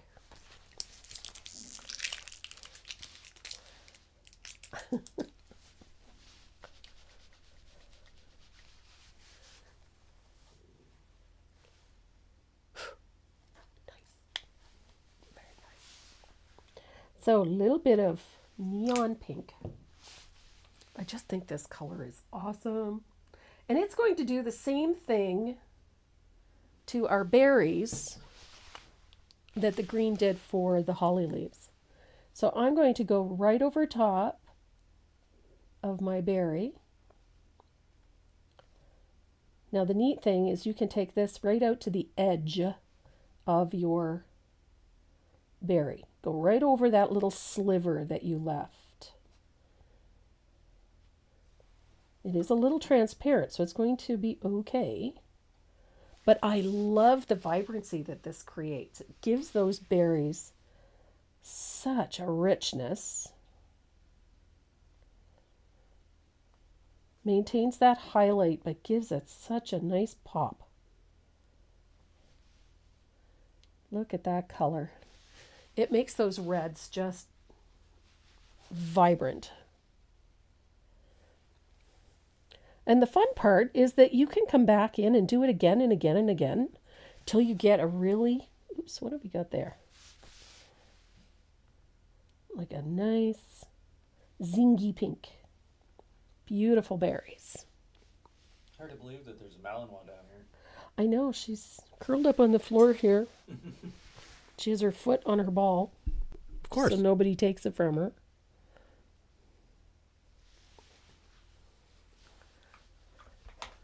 She hasn't struck up a conversation with anybody yet. No, she has not.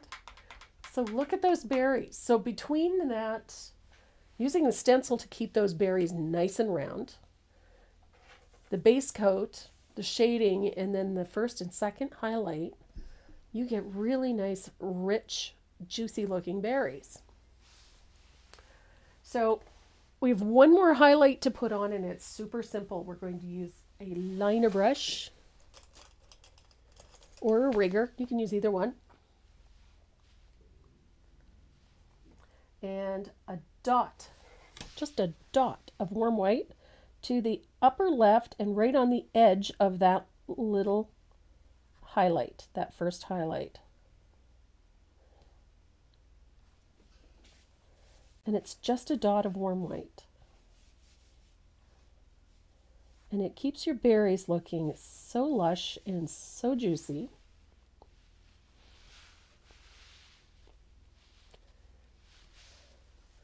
Hi, Chris.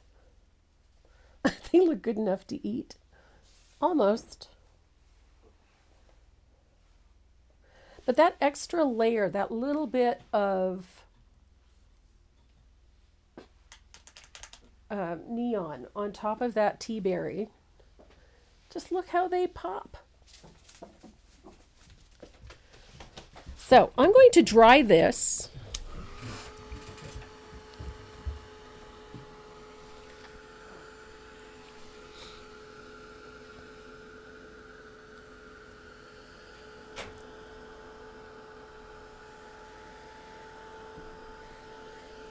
I love it. I love it. So our holly leaves and berries, I mean, that is a super simple way to paint berries. Super simple.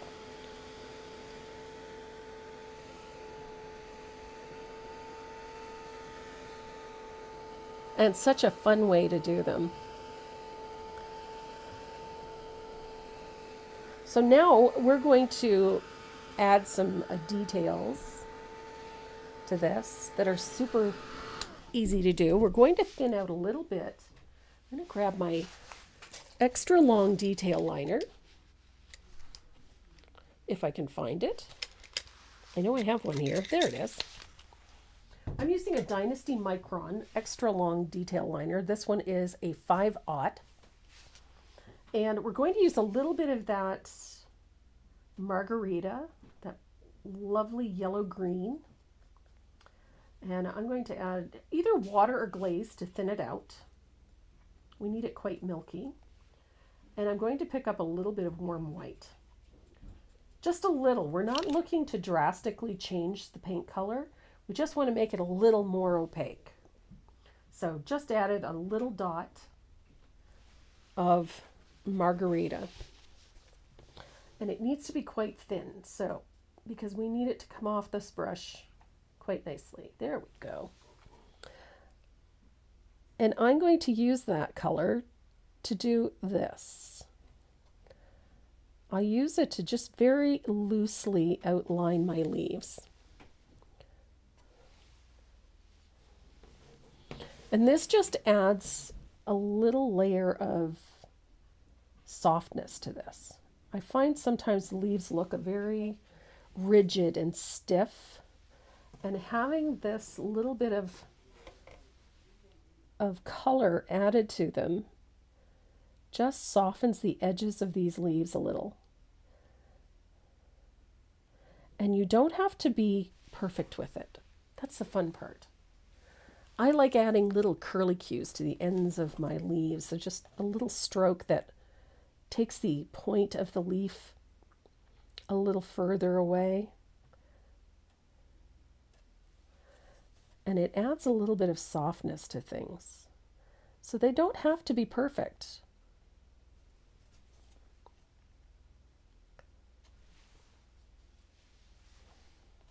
But to me, it makes such a difference to these leaves to have this soft, imperfect line that sort of pulls these leaves together.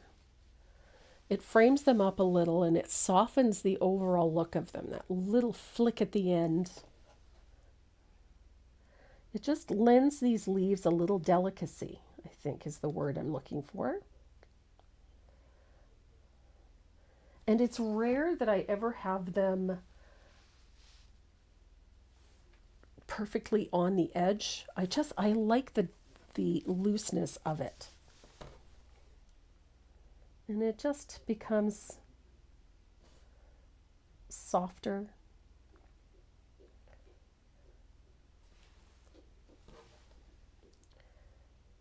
Oops, this one's a bit strong, but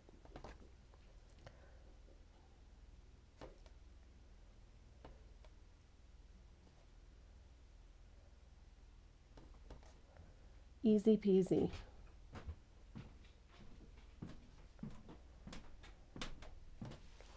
And then I also used that little bit of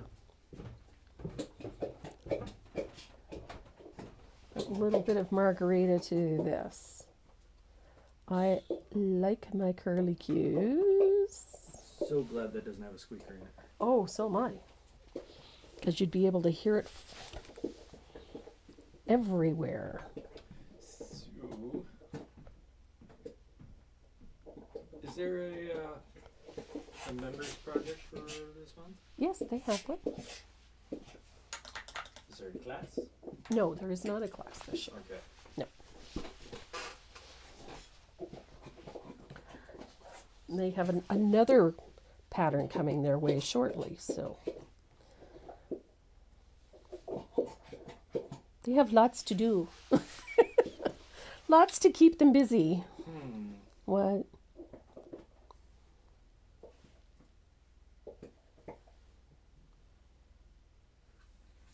The gift membership you send will be publicly announced. Lucky recipients selected by YouTube get 1 month access to perks from the Create with Tracy videos. Oh.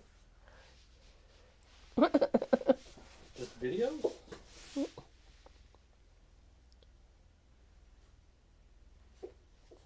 Ta-ta. No. There we go.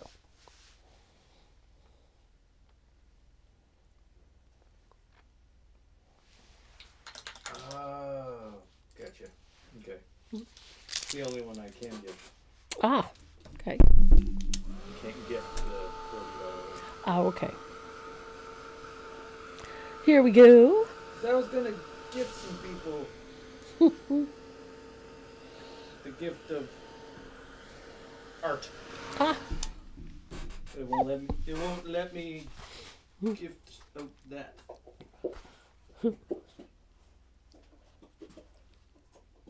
Oh. and we received donations from Karen Boylan. Oh, sorry.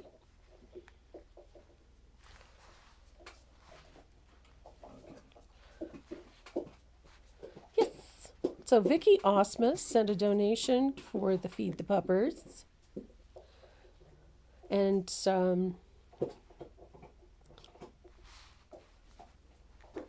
was looking at the wrong one.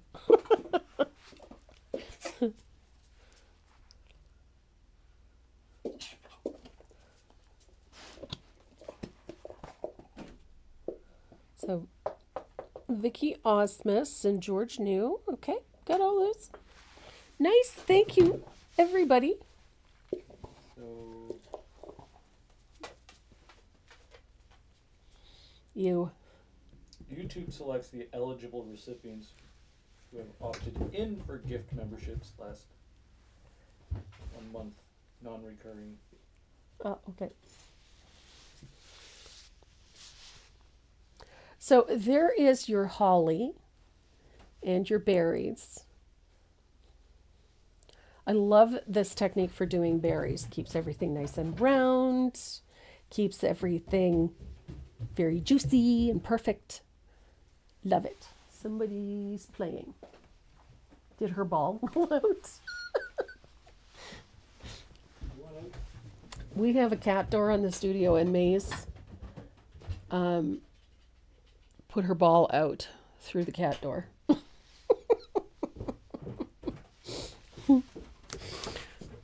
She's killing me. She's something. That she is. Can I see your list of Hang on. peoples? Hang on. Okay. There's the list, and it says donation right under their name. Oh, there's a couple pending.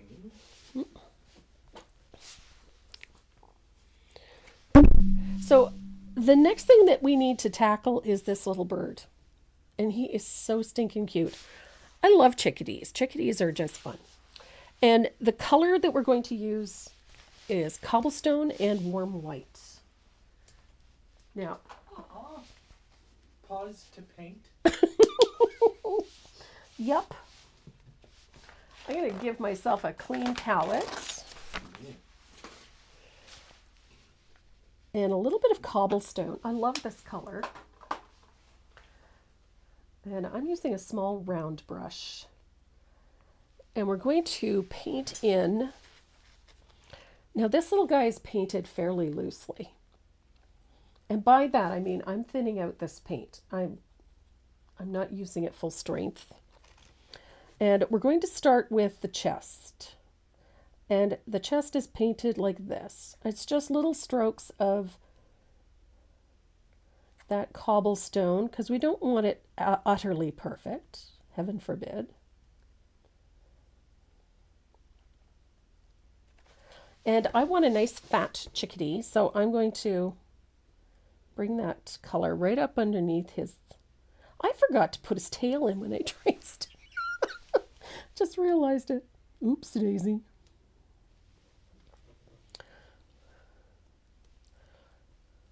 So I'm going to have to paint in a tail. In my case, there's one feather. Where did the donations begin? Oh, it says donation. Yeah. Just like that. Look how simple that is. So I've got feathers for his tail in. And I'm going to, again, I'm using a very loose layering like that to do the top of his wing, like so.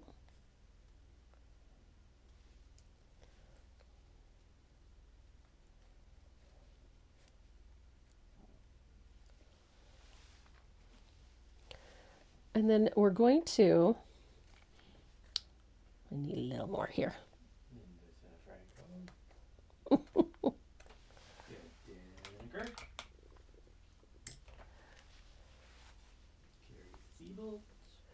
The brush that I'm using is a number 4 round, Lorraine.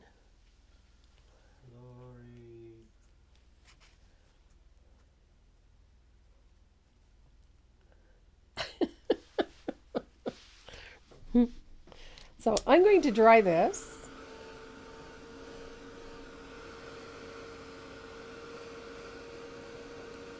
And then we're going to tackle the wings.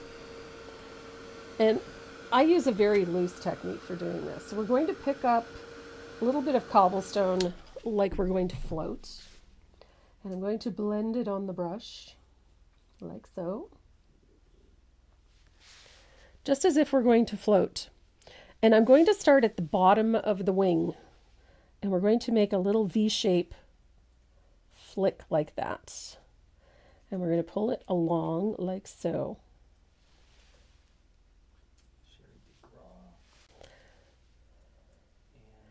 So up one wing is going to be a series of these little V-shaped strokes like this. And then we're going to do it the other way too. And we're going to leave a little bit of a separation.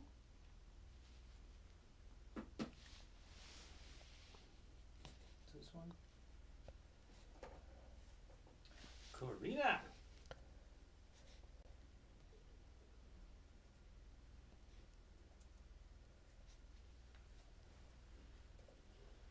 Kinsman.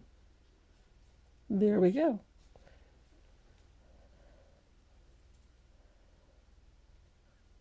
So it's going to look a little bit rough at first, and that's okay, because we're going to clean it up. So don't panic if it doesn't look exactly the way you want it to right off the hop, because I'm just using the chisel edge of the brush to put that shape in. And I'm leaving a little space between each of them, so don't overthink it.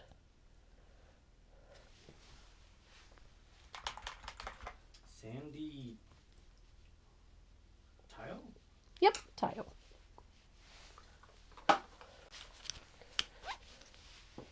And then we're going to do a little cheek. Chickadees are cheeky little fellows, so he needs a cheek. So I've got a little bit of warm white. And I'm going to use the round brush to loosely paint this in. And I do mean loosely. It's not perfect. Judy Galt. There we go. So there we've got a cheek. And yes, just like I always say, it's just paint. So there's two ways you can do the eye on this little guy. You could do it with a stencil, but I have an even easier way to do it. I'm going to use the end of a brush. I need something a little bigger than that. There we go. So I've got a brush handle. I'm using something that's a number 6. So we're going to pick up a fair amount of warm white on that brush handle, and you're going to press down until it fills the space that the eye goes in. So now we have a big white dot. And we're going to dry all of this.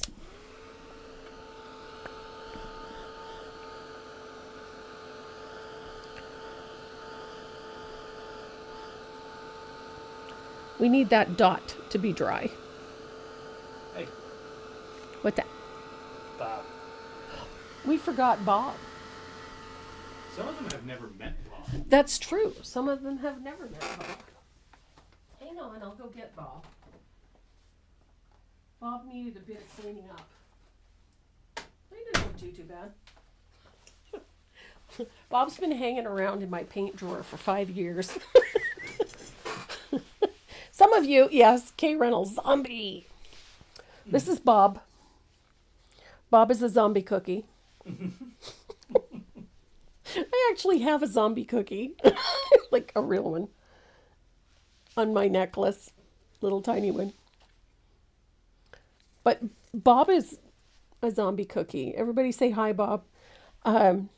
I mean, how often have you seen a cookie with white eyes? I have no idea why I did that, but I did. It was the shadowing you did to the eyes that made it look creepy. Yeah, I suppose. But yeah, so Bob is a little creepy, so he ended up being a zombie cookie. So this is Bob. Yay for Bob. Everybody's saying hi to Bob. But yeah, so Bob is still hanging around. He's been here for 5 years because that's Bob. And I cleaned him all up. He needed a light sanding and some new varnish. He was looking a little peaky, so we cleaned him all up today. So he's all ready. Lucy. In the sky with the... Sorry. Oh my goodness, everybody's saying hi to Bob. All of the ends of my brushes have paint on them. Mine too, honey. Mine too. I do this frequently. So I have a white blob. Yes, Bob is just a little scary. There's something creepy about a cookie with white eyes. So now that I've got that white on the eye, I'm going to use a little bit of lamp black. How you doing, dude? Yep. He's just chilling. Tickles me pink that you guys remember Bob.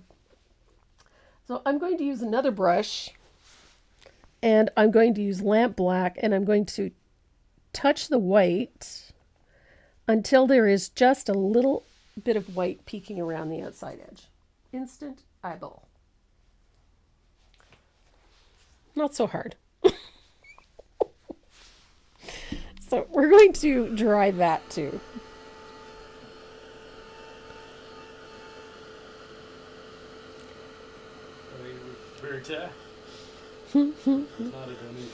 I love Bob. Is he available?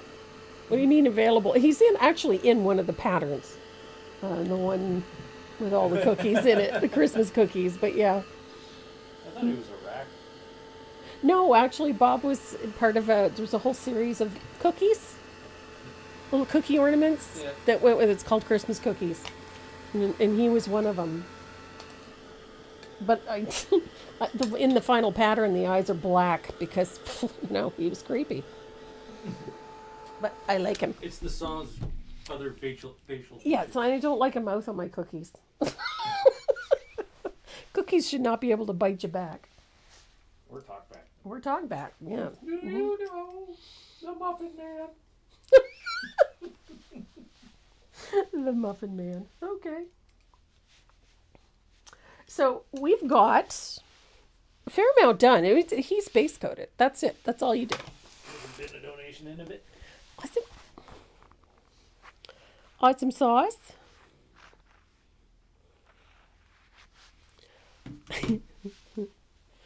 Oh, I don't know. Shrek reference. Iris thinks that's hilarious. He only comes out for Christmas. He only comes. You know what? Whenever somebody wants to see Bob, Bob is available. Yeah. He's nearby. He's always nearby. Okay. I took him out this morning and I thought, oh, Bob was looking a little rough. Renee went from glitter guy to pirate. Yes, he did. He looks so dashing in his eye patch. Not so dashing when he's walking around just holding one eye closed. That's. Have any of you watched Becker from early 2000s? Becker. Why does that ring a bell? I don't know. I think Renee getting glittered up is the best. I tend to agree. He, on the other hand, does not. Nope. So we're going to add a little shading to the belly of our little bird. And we're going to do that with a little bit of that salted caramel. I love this color. Is it a glittery eye patch? No, it's black leather. He looks very dashing. So we're going to put a float of that salted caramel under the wing. Dr. John Becker. Doesn't ring a bell. No. So a little bit of, Might be one of them daytime TV shows. or it may be one that we don't get up here. Yeah, that's true. Because we do have certain TV shows that we don't get up here. Ted Danson show?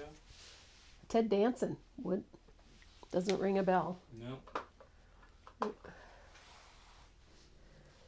Maybe you have glitter in your eye. No, and it would have to be way back there. Yeah. So we've got that little bit of salted caramel in there. We're going to make sure it's dry, and then we're going to deepen it with a little bit of asphaltum.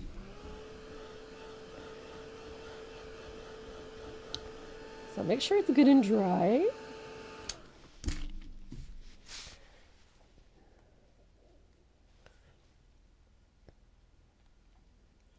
I love this tone. Salted caramel with a little asphaltum over it. It takes on a nice golden tone. It's very pretty.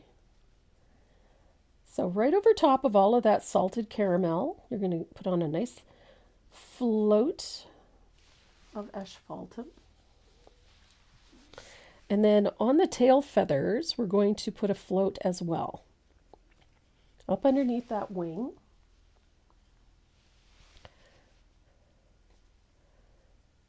Comme ça.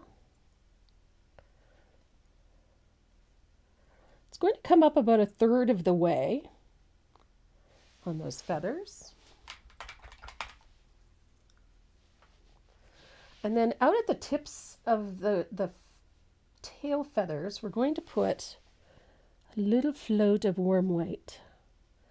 Little U-shaped float right at the end of those feathers. Just like that.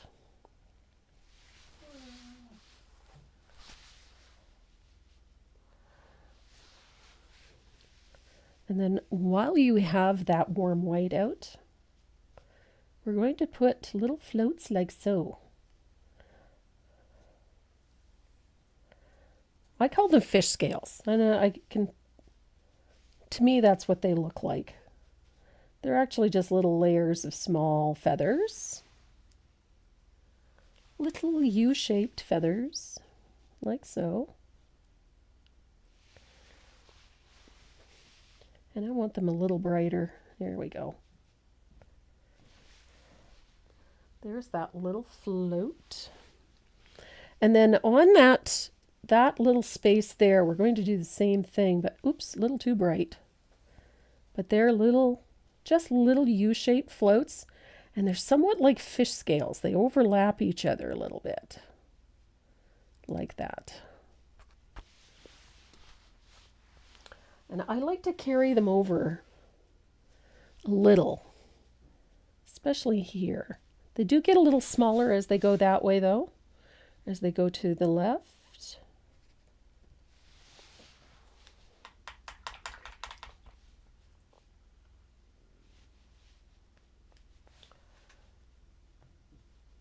And then that little float of warm white is going to come onto the tips of each of these feathers.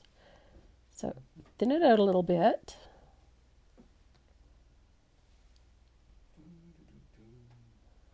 Little floats just to highlight that edge, that very tip of those feathers.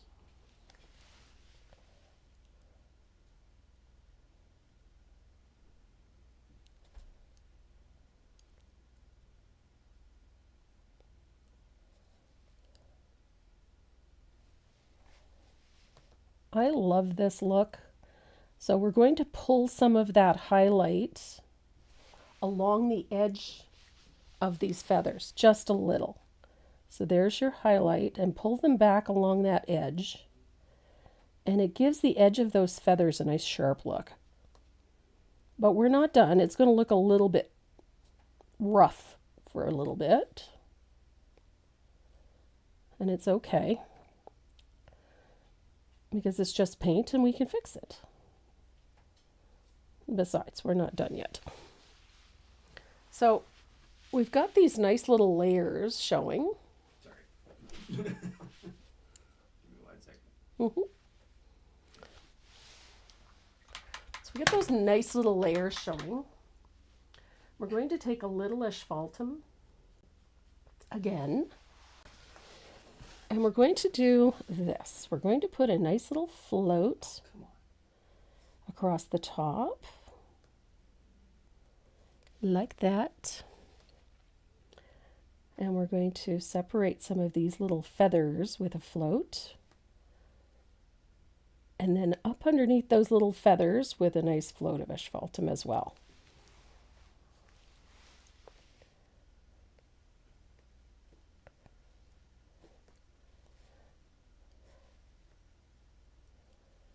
So you can get quite dark with that float if you want to, because we still have a fair amount to do up here. Look at that.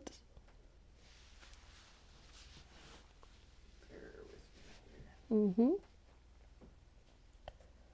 Our little chickadee is really starting to look good.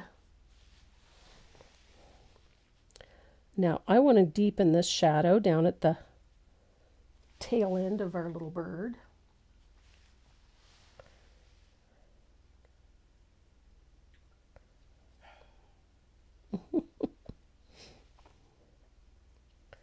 YouTube won't give me the list. The list. Then people viewing. Oh. Because YouTube is being cool. Gotcha. So our little guy is really starting to look quite good. So on his little cheek here and towards the back of his head, we need a nice little float of asphaltum to give him a little depth. So I'm following the back of his head and down onto that little cheek bit. There we go.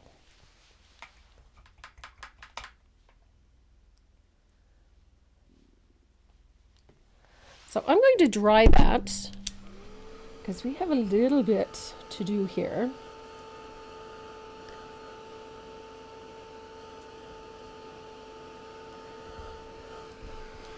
I'm going to get my liner brush and some thinned lamp black. And this is where you can clean up a little bit. So we're going to add a nice fine line underneath that wing.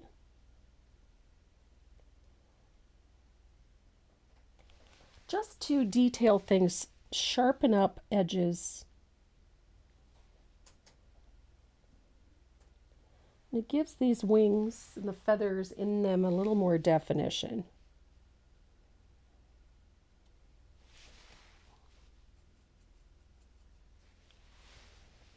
Well, it gave me the list finally. Problem is, it won't let me copy it. Or at least just copy the names. So,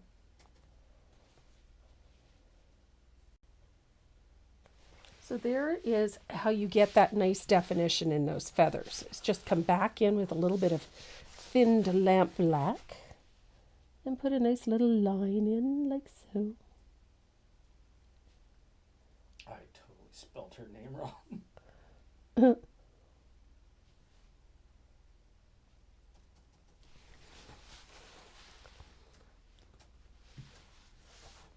And I've got a little spot in the back of the head here that I went a little heavy-handed with, so I'm going to bring in a little bit of lamp black and change that. Oh yeah, and all the new names too. You do the best you can. So I'm going to put a little bit of lamp black on the face, because we want to get rid of that pattern that's in the back. All of that stenciling that we did, we don't want the bird to have that. So I'm going to remove it by putting in a light coat of lamp black. Just like so. And I'm going to do the same thing to the throat of our little bird. Right there. And then to his beak.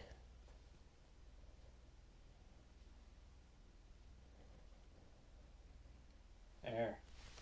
Holy hockey pucks, Batman. Yeah, we got a few. Yep.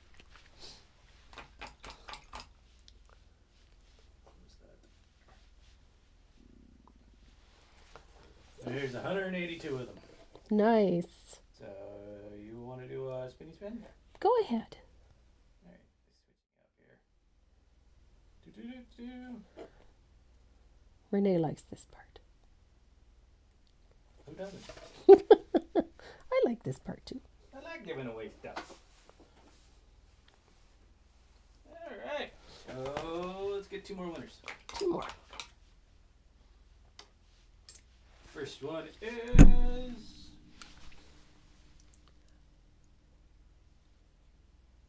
Elaine Senga. I see him some new names. Elaine's been with us for quite a while. She's from Saskatchewan. The Saskatchewan. Saskatchewan, yes. Alright, there's her. So look at our little guy. He's coming along. They can't see that. I know. One more. Actually, no. I'm doing two. Two more? Okay. Oh. Bernice Alvera. Alvera. Nice. Bernice. Bernice.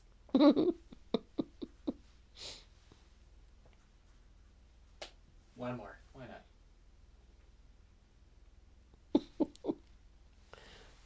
Oh yeah. So make it 3? Yep. Keep it even. Make it 4. Okay. That looks like Sherry Ward. Sherry Ward.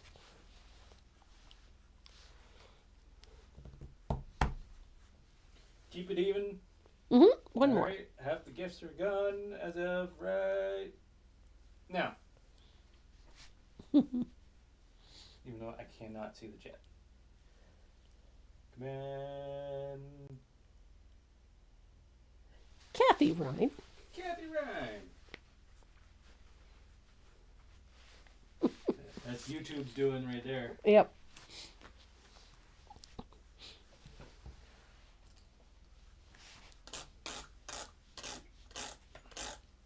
There we go. Halfway through. So we've got a little bit of warm white on the palette. We're going to start adding some fun little details to our bird. So I've got a little bit of thinned warm white. And I like this part because it's just filling in some fun little things. So around our cheek here, we're going to add some nice fine little hairs coming off of the cheek. Just little fuzzy things.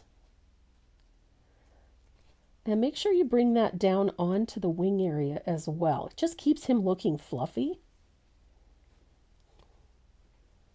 And he should always be fluffy, all fluffed up because of the cold.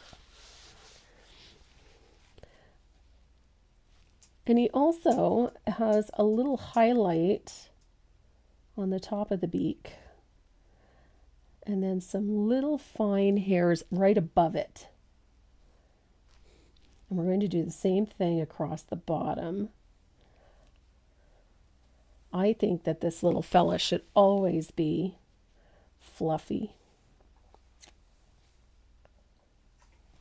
I've got a little schmeggly on the tip of my brush. I hate it when that happens. So on his chest down here, I think it's important to just keep these little lines very light and extend past the edge.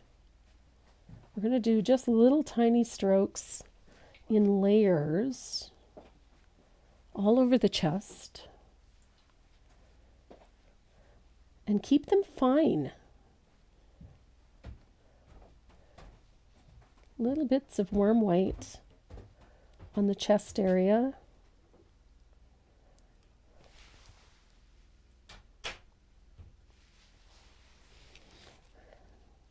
These little bits.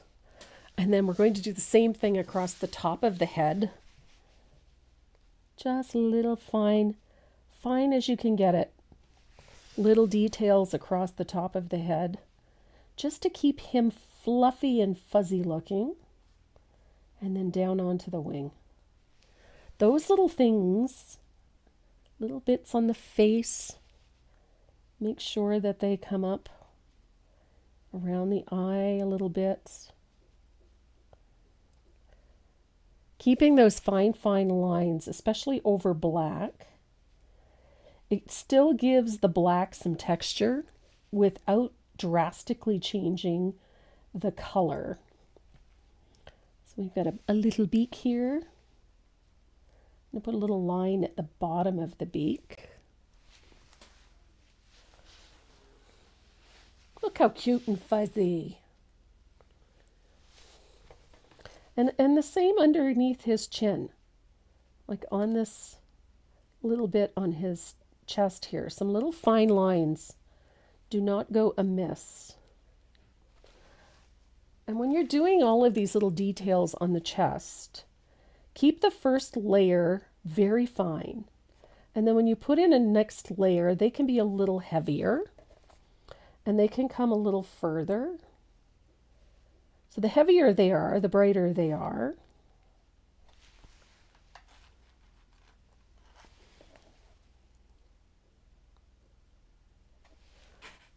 And then you can do the same thing with a little bit of that cobblestone. The cobblestone can come down as well, a little bit over that belly. Keep those little strokes nice and light and fine. It makes your little bird look fluffy.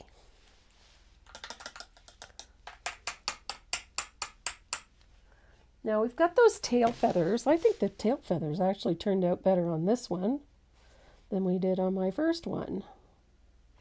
So I'm just going to add a fine line to separate those feathers a bit more.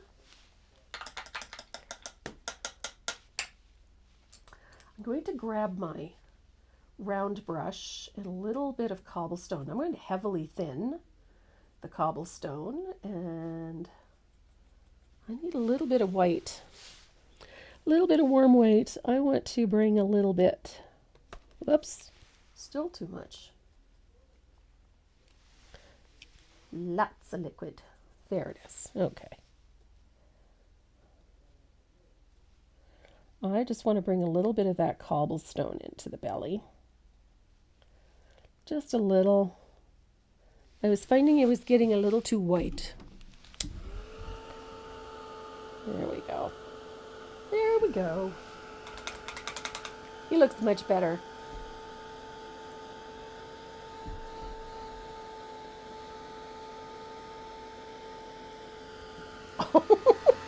You want me to put my Noel chickadee into the drawing? Do I have a second? Iris seconded it.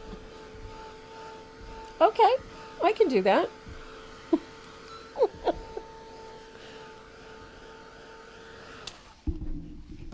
So, I'm going to add a little detail to our chickadee. I want to add a tiny little float highlight to the eye.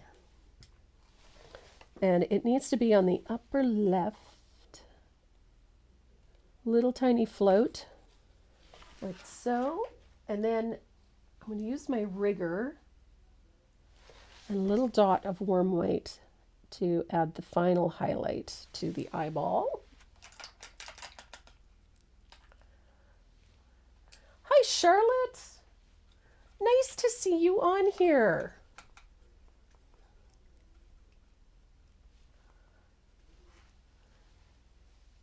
So I've got a little bit of asphaltum. The one thing I love doing to a lot of my painted pieces, once I have a look at them, I'm going to let this dry a little bit. I like to go back in and tone things a little. So I'm going to bring a little more asphaltum back here. And I'm going to put a little bit right over top of that berry and separate our little chickadee from that clutch of berries back there. And I want to deepen this a little.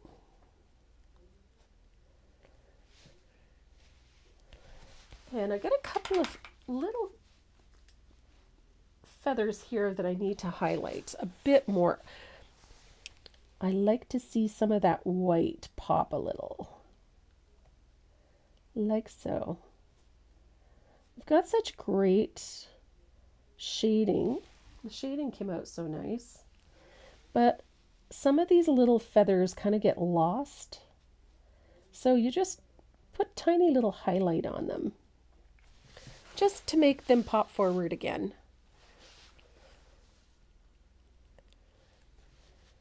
Now, if you find, I'm looking at my eyeball and I think I've got too much black, too much white showing around the outside edge. So I want to come in a little bit, just clean up an edge here. I was seeing a bit too much white. There we go. I just wanted a little bit of white around the outside edge. There we are. But the fun part about doing all of this is that you can come back in with heavily thinned warm white and you can add more detail as you see fit. You can fluff, you can do all kinds of fun stuff to add more texture to this cheek.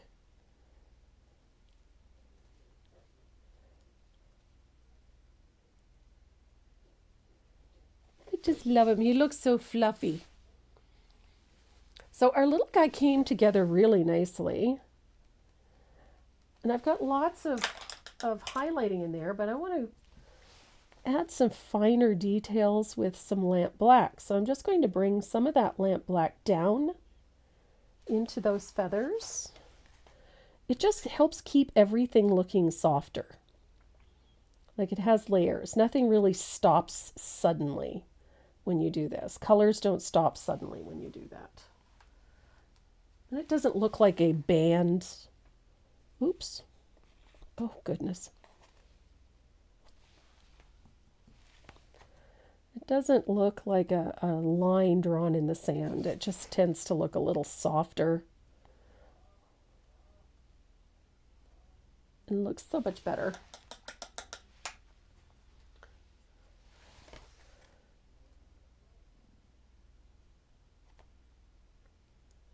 Here we are. And you can add like a highlighted edge to some of these feathers if they're just with a fine stroke. Just keeps everything looking nice and light. Fluffy. Fluffy is important. Little birds should always look fluffy. There we go.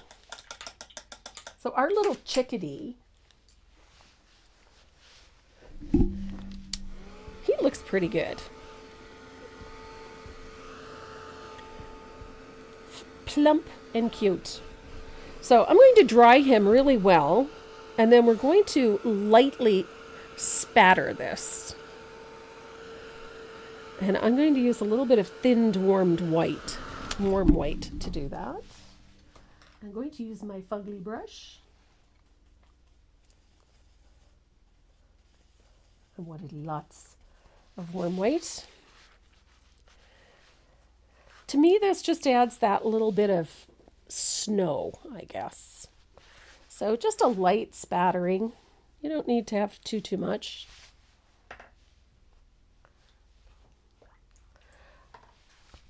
And I'm going to dry this really well. Okay, thank you so much.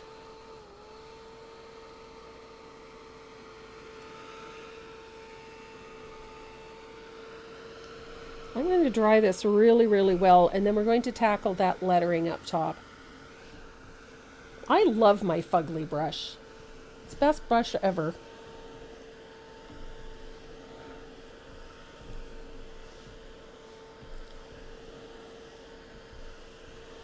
So, just make sure everything is dry, because it's me and I'll smear it if I don't. So we're going to tackle this lettering up top. I chose the word Noël for a couple of reasons. It's one of the few Christmas words that works in both French and English. I think that's one of the reasons why. And I'm using a little bit of thinned warm white and a 0 or a number 2 rigger. Either one will work. I like the 0. I like the smaller riggers. That's my personal preference. But 2 and 0 are the ones that I use the most often. So I've loaded mine with warm white. And I'm going to press down till I fill the space. And then come up onto the chisel edge of the brush.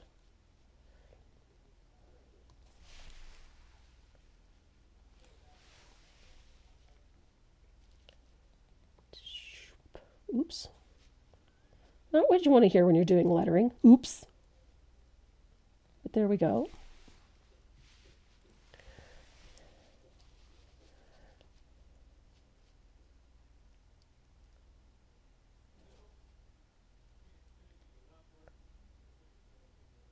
There we go.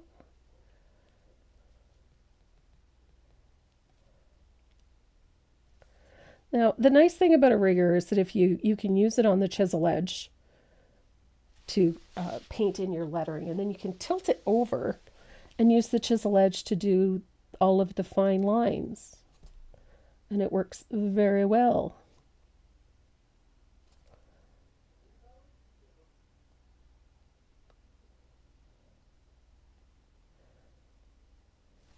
Now, my lettering is going to be a little bit distressed because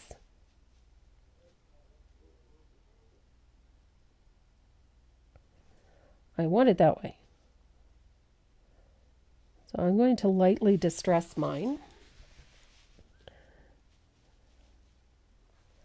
I have it almost done, but I might go back in and do it again because I'm not getting the coverage I'd like. So let's try this again. Oh, that's much better.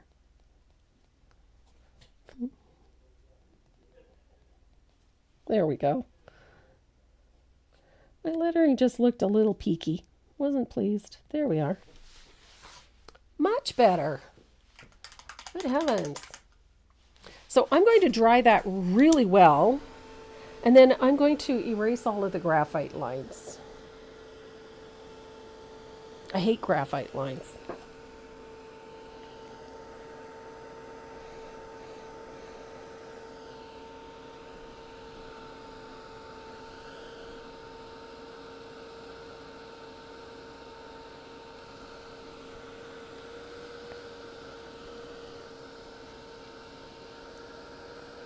Just making sure everything is completely dry.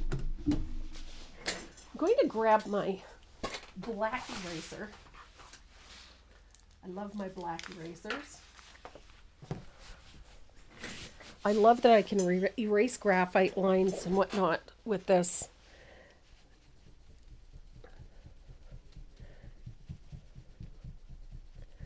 And it doesn't distress the background. It doesn't wear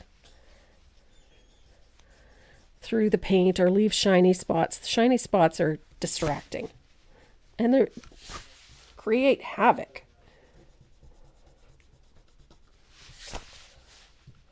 Not that there was a lot of graphite lines showing on this part, because the my graphite paper was awful. Now I'm going to use my liner because I need to fix a couple of things. For some unknown reason, my white graphite paper did not like the paint, and so I've got areas where the paint did not stick. And I know exactly what caused it. I did not prime my graphite paper before I used it, so this is my fault. And I'll explain that in just a second, as soon as I finish fixing this. And I know you've probably all had this problem at some point or another and wondered what the heck happened. By priming graphite paper, you're essentially taking the manufacturer's sealant off of it. And if you don't, it leaves a waxy substance on your surface and the paint refuses to stick to it. And I've had that happen on more than one occasion, and I just had it happen again. So I will show you what I mean by priming it. There we go. So when you have a new piece of graphite paper, like I used for the transferring the lettering, this is what it looks like. So it's got this shine to it. Now, by priming it, this is what I mean. If you were to use it straight out of the package without doing this, you'll run into this problem like I had here, where the paint did not want to stick to wherever the graphite paper was. And all it is like a microscopically thin layer of wax that's on it. So to prime it, take a piece of paper towel and just gently wipe the business side, that's the shiny side of your graphite paper.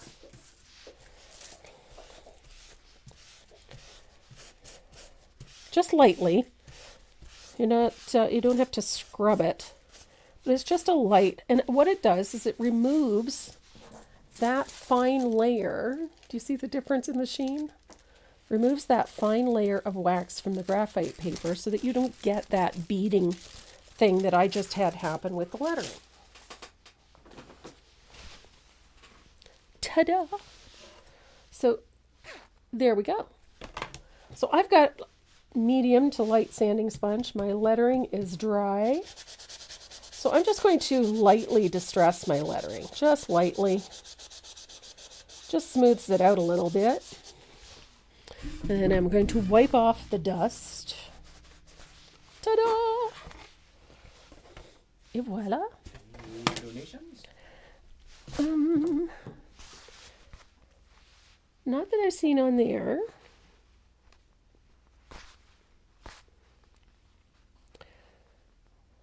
You got Roberta McDonald. That was a purchase. Ah, okay. Okay. That's it? That's it. So, like I said, go around. I just realized we didn't paint the legs. It's a hoverbird. It's a hoverbird. He's just hovering there. So I'm going to use a little bit of cobblestone to paint his feet. Not that they're really all that, obvious, to be perfectly honest. A little bit of cobblestone to paint his feet, and then a little bit of asphaltum. I'm just painting in his legs carefully here. They don't really show up, but he kind of looks funny if he's just floating there. So just sort of grounds him to... What brand of white transfer paper do you use now that DecoArt quit making theirs? I've been using, I wanted to say Lowell Cornell, but that's not right. I've been using Royal Langnickel. And it does, just like all of the other ones, it has a fine sheen of wax on the white. And so all you have to do is wipe it off.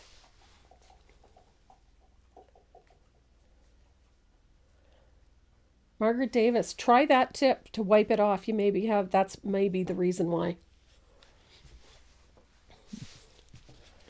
Ooh. Oh, goodness. What do we got left? Oh, we still have a few things to do yet. Sanding. Well, I was erasing graphite lines, and then I had to show them, how to fix that boo-boo that I made. So that's fixed. And I've got a little spot here that's bugging me. Like a little spot right there that's bugging me, and it's not graphite, it was the paint, the brush. The brush split and did a funny, funky thing. There we go. Ta-da! Because we still have to do the frame, and we still have to do the snowflakes and all of that. So I'm going to set this little guy aside for now. Got the lettering done. We've got this done. I'm going to set that aside, and we're going to come back to our frame. So this is well dry. You can see there's no super wet spots anywhere. And the color we're going to use is almondine. It's this one here. It's sort of a light beige color. I just painted his feet there.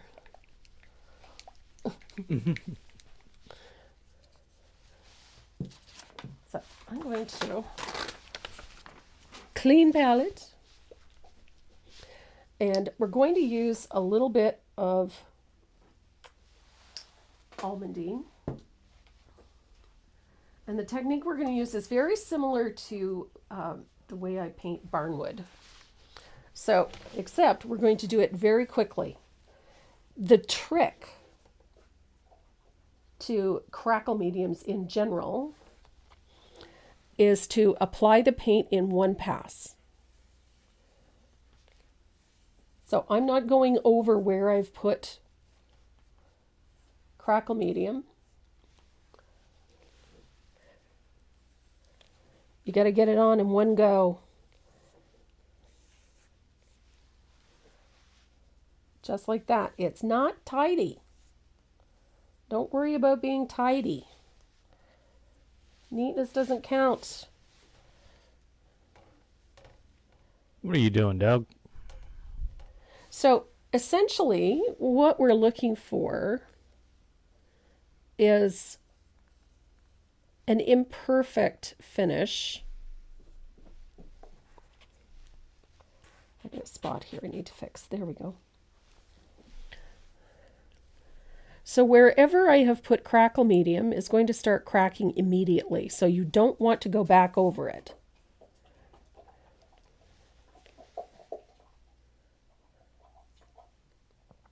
What are you doing?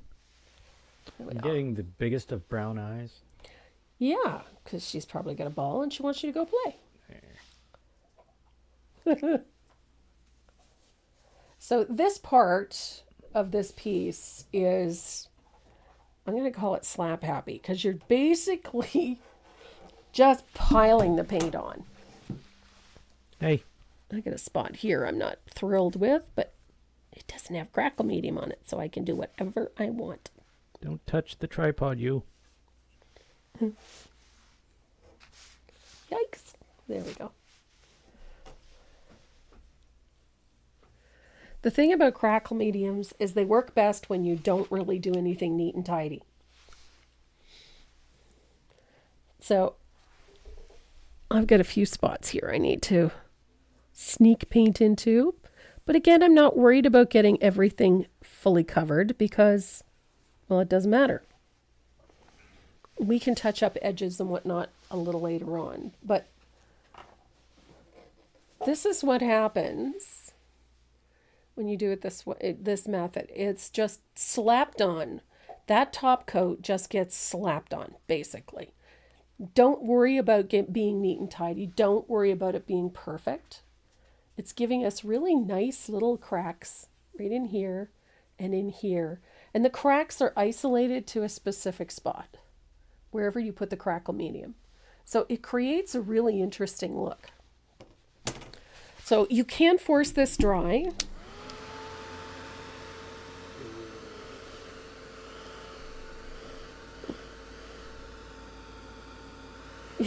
I would love to go to Alabama, but traveling right now is just not a good idea.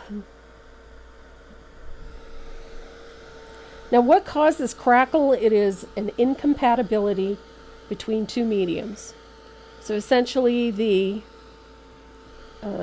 top coat and the crackle medium are incompatible, and that's why you get cracks in it. The one I've been using is this one. It's weathered wood. It is still the most stable and, as far as I'm concerned, the most reliable crackle medium out there.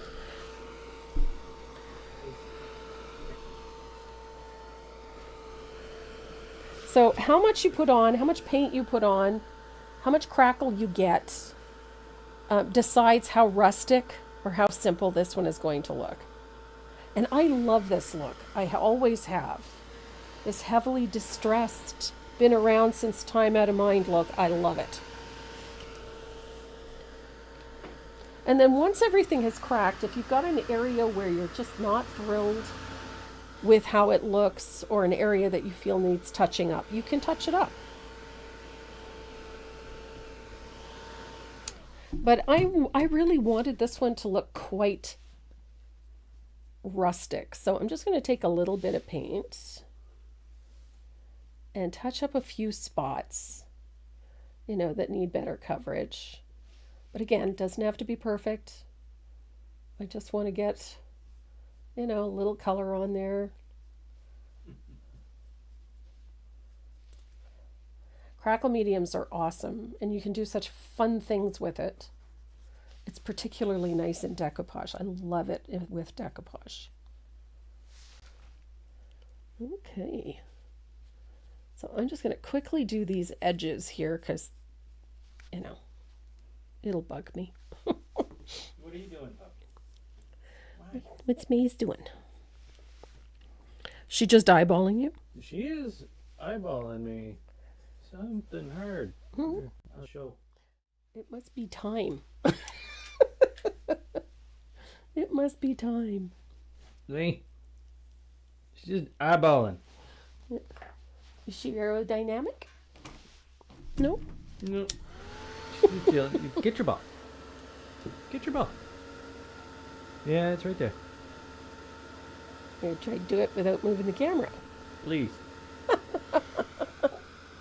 Yeah, you can speed dry it. Absolutely.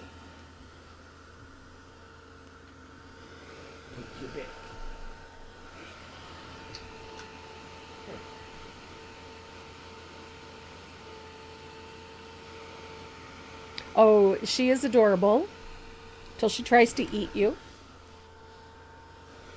daily. So we've got a nice weathered, distressed look on here. I really love this look. This works for me. Amazing. Maze doesn't do hugs. No. Oh, teeth hugs maybe. Yeah, teeth hugs she does. That's it. She is a shepherd after all. And, you know, everything that a shepherd goes near goes in their mouth. That's how it works. Yeah. So we have a nice little frame. So the color we're going to use next is asphaltum. And this is going to give us that, a little bit of structure to our piece. I'm going to find my 1/2 inch angled shader.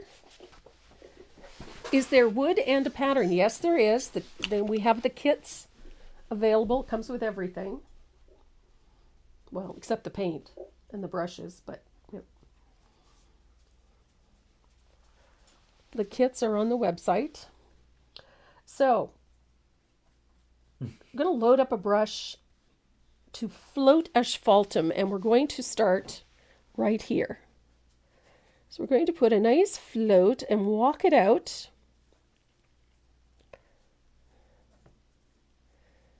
About 1.5 inches. And we're going to do the same thing on the other side. And this creates that seam where the pieces are joined together. This would be her technically 3rd Christmas. Yep. So she's 2. And she's 2. Yep. So here we go. Little float. And this is just to give this the structure we need. To make it look like it's multiple pieces and not just 1 or 2.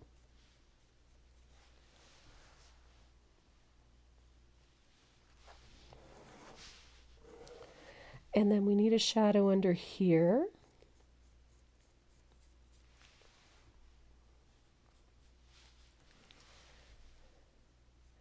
I love putting a float over top of crackle because it takes on a different look altogether. She's 28 months old. 28 months. She's 2 and a bit. 2 and a bit. Yeah.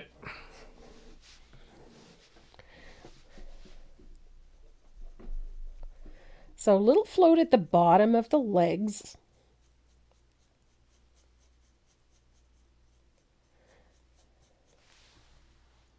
I had 2 washboards for the longest time, 2 real ones, both antiques. One had galvanized tin in it, and the other one was made of glass. And they were so cool. Did you forget the beak? No, the beak is done. Beak is just a highlight on the black. And then we're going to put that same shading on the corners and the edge of the top part here, that cross beam. Like so.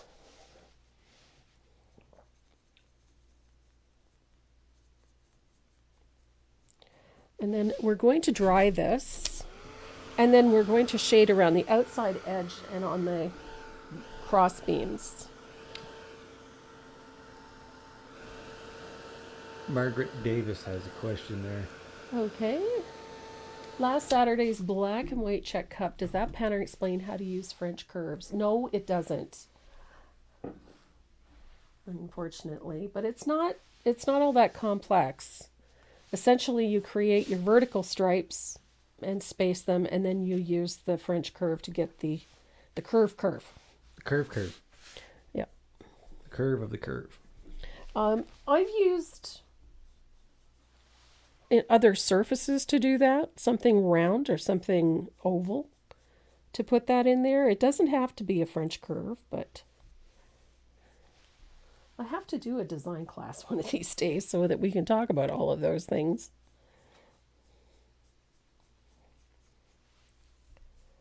So there we go. We get a nice little float across the top. And we're going to put a float across here too.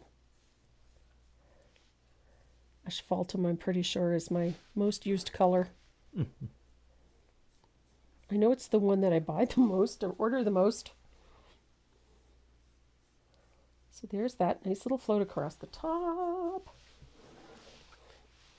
And then we're going to go around the outside edge as well.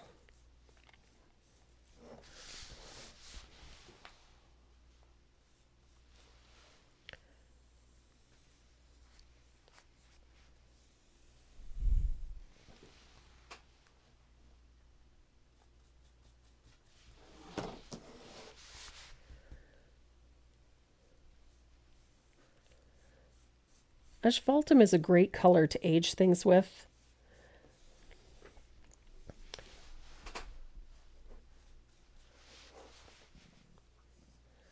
Here we go.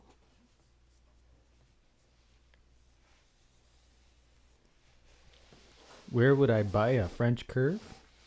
Again, any store that has drafting equipment, drawing equipment. In fact, most home improvement centers have them, and carpenters use them for doing a variety of things as well.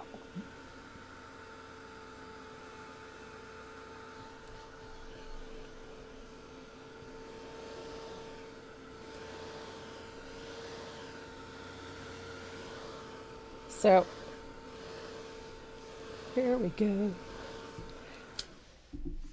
I like the aging at the outside edges, and you can come back in and deepen it in places. It doesn't have to be the same tone everywhere. I like it a little darker at the top, right here. Yeah, you can find French curves and Staples. Yeah, Staples has them. They're considered a, what is it? Drafting tool. Drafting or blueprinting. Mm-hmm. That's where I get my shape makers too. Circles and squares. They're all drafting tools or design tools. So you can continue to deepen this and age this as much as you want. My Yorkies won't even come when I call them. You need to increase the reward value. Yep. Need more reward for coming when called. Yep. Give them a reason to come back. Yep. Not just because he said so. Bribery works. Bribery works.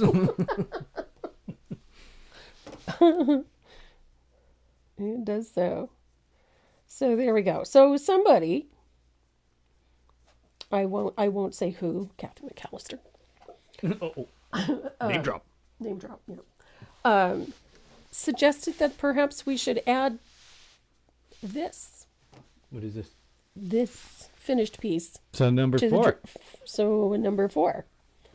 4. And it was seconded, so I guess that's what we're doing. Okay, so we got 4 names to pick at the end. Yeah. Okay. So there we go. Easy peasy lemon squeezy. I love how this looks. It has a little more dimension this way. And as I said, you can deepen shadows wherever you want. So if you want it heavily antiqued, by all means, go for it.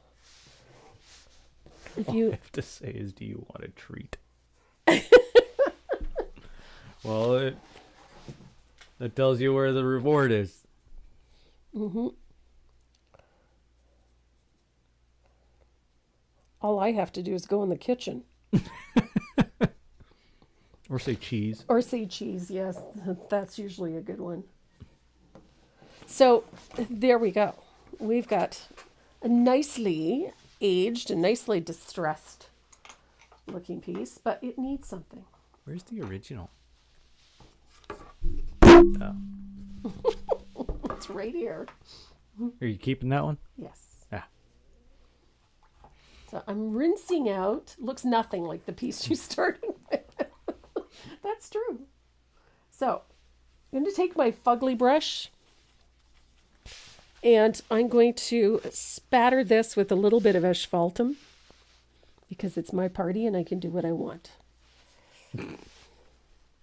So a little spatter of asphaltum just to give this a little more age. And then I'm going to dry this really well, and then I'm going to show you a trick that I use.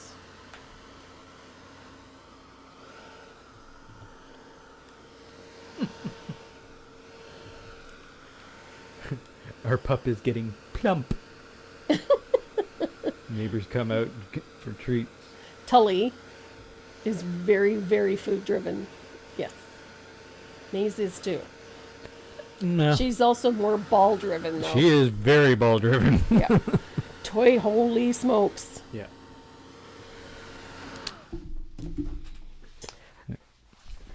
So we need to put this together. As you walk away from the microphone. Because I can't find my clamps. Clamps? My alligator clamps. Oh.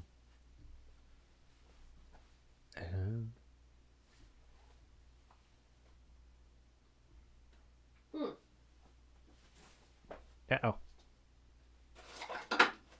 Where did my clamps go?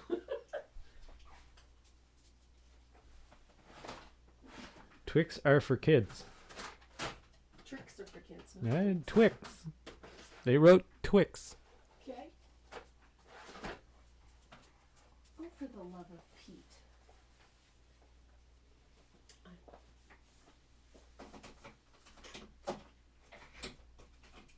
Stealing those ones? Where is it? I don't know where mine is. There we go. Ta-da! When you need them, you need them. I need them, I need them. Okay. Everybody has some of these laying around in a variety of sizes. I love these. Hi, Henrietta. So autocorrect. Autocorrect. I love these things, and they work really well for this. So, Kathy McAllister introduced me to this glue, and it, as far as I'm concerned, it's the best stuff since cookies. So, I'm going to put a bead of said glue wherever this frame touches the surface. Ta-da! Just like that. And then, and this works really well, take your finger, because if you don't get dirty, you didn't have fun, and smear it around a little bit. And then we're going to line this up with the piece with the bird. And you're going to press it into place. Just make sure that it's on there nice and straight. And then you take this around the middle, and it'll hold it in place while it dries. Now, I have small ones like this, the little ones for ornaments and whatnot, but this is going to need a little extra. And I said, well, how are you going to lay that flat? Well, the nice thing about these is that this lever goes over like so.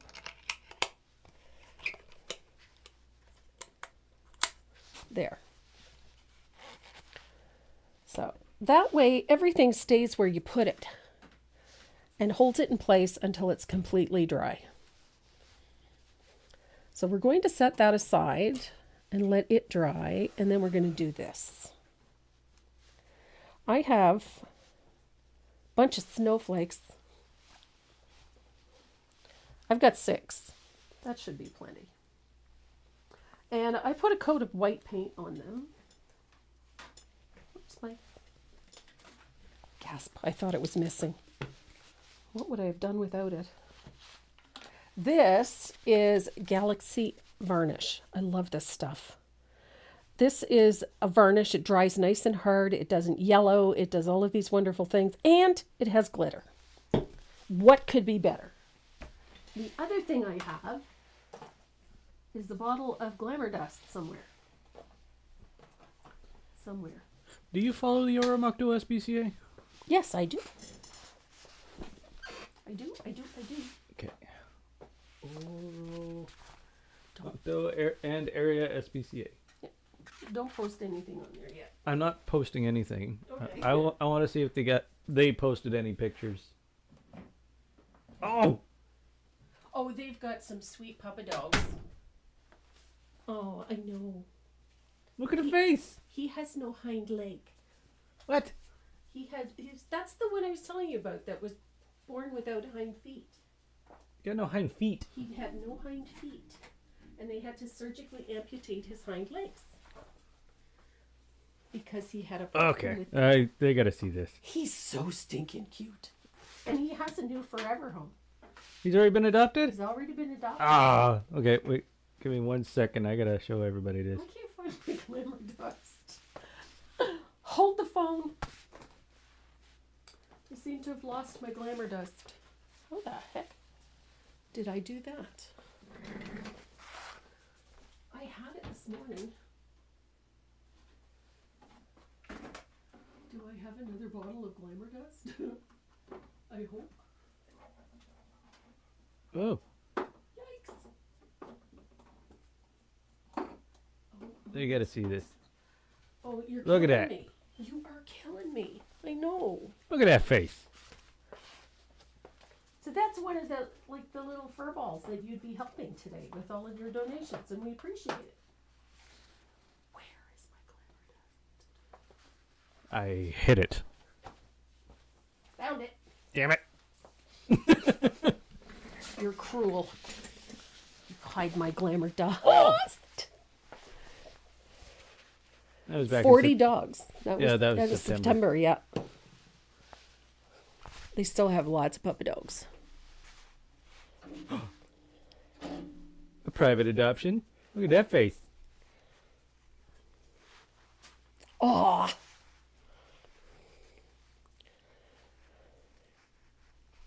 Oh, we met her. Yes, we did. She was awesome.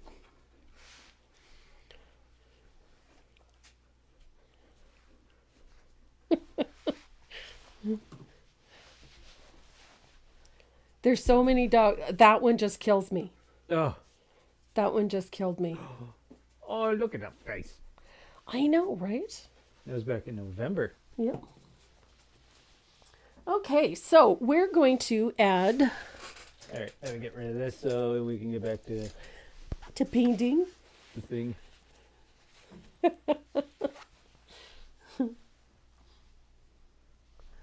So I'm taking a little bit of that Galaxy varnish and I'm just dabbing it on. Don't want to brush it on, I'm just dabbing it. Because I want it on there, but I don't want it in the snowflake. I want it on the snowflake. There we go. And the little itty bitty ones are a pain.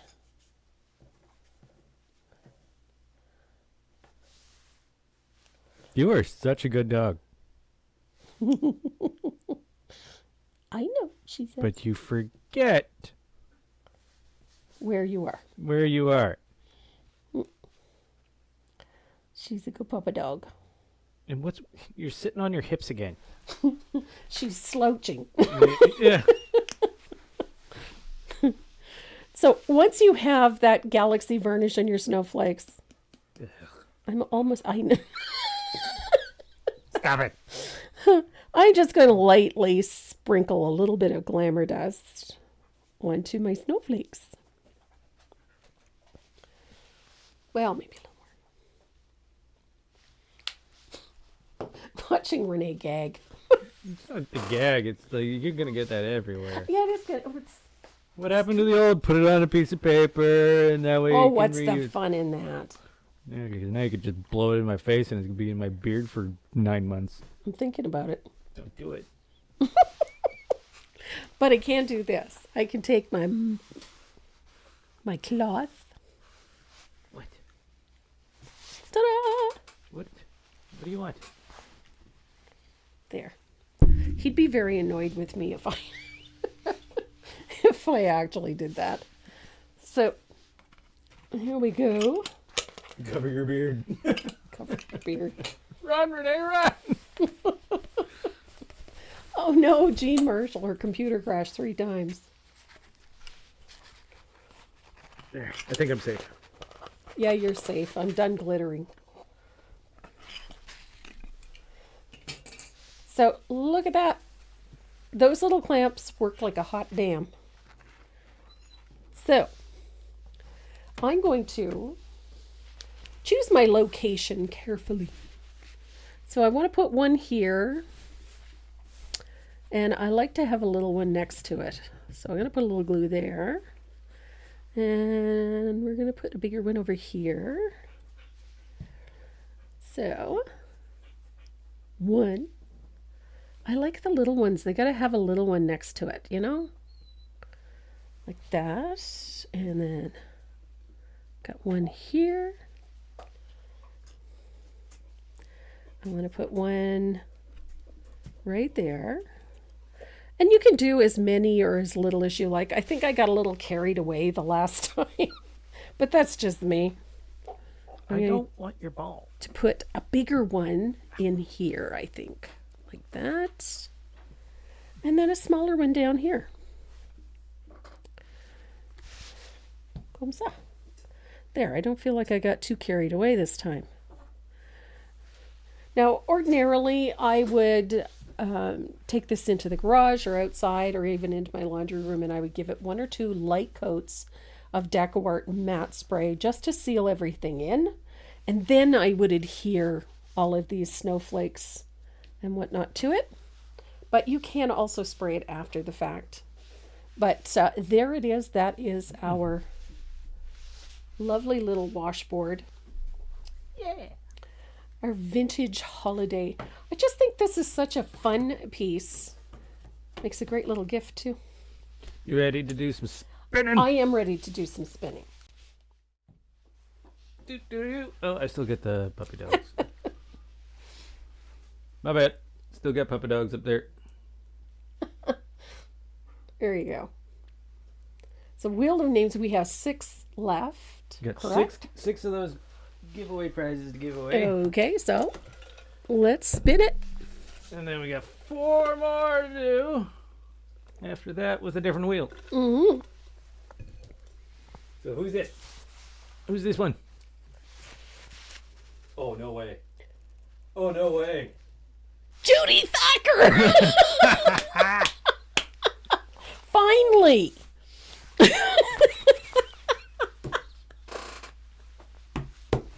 Get out of town. That's awesome, Judy Thacker. You cracked me up. That is too funny. I'm waiting for a reaction here. If anybody, she better be here. No kidding. I know she was here. Yeah, she was here earlier. She also has a chance to win the... Yeah, so I know. Yay, Judy. I can't keep up with Tree. That is so funny. There, pick me up off the floor. For those of you that don't know, Judy she's been with us since day one. Yeah. Since day one. She has never won. And has never won on the wheel. So we are so glad to see she won one today. Thank you. So 5 years. 5 years. That's patience. That is patience. And she wins today. Yeah. That's awesome. Okay, let's spin again. The wheel doesn't like you anymore. Well, she can't say it doesn't like her anymore. That's awesome. Now me. Oh, I already got you on there. Yep. Okay. So Thank let's you for the $10 though. Yep. Spin her again. Woo. Yeah. Now I gotta take her off that hilarious. one. Number 7, Judy Thacker. Who's this? Who is this? Nancy McNeil Ficardi. Woo. Nancy is without a doubt one of the most prolific rack makers I have ever seen. Oh yeah? Oh my good Lord. She's been painting up a storm. Congratulations, Nancy. And thank you for watching. There we go. And we've I'm got so happy for Judy. I'm thrilled for Judy. I know how it feels. I've been watching for years. Alright. Let's do another one. 4 more left. 3 more after this one.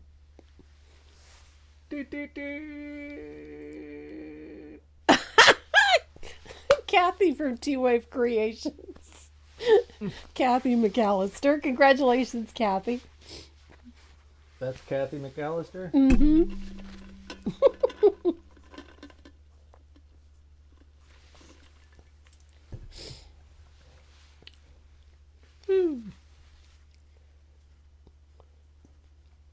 There's Nancy. Yep. Golden ticket alert. That's a new one.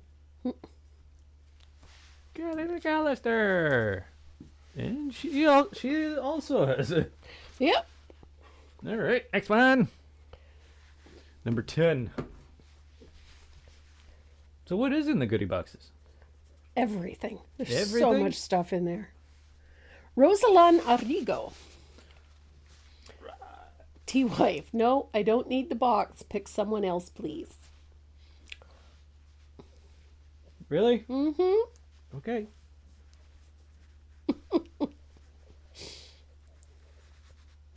That's very generous, Kathy.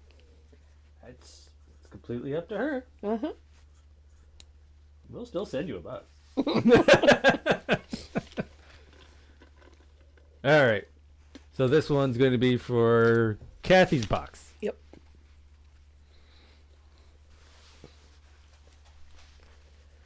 And it goes to Denise Chavez.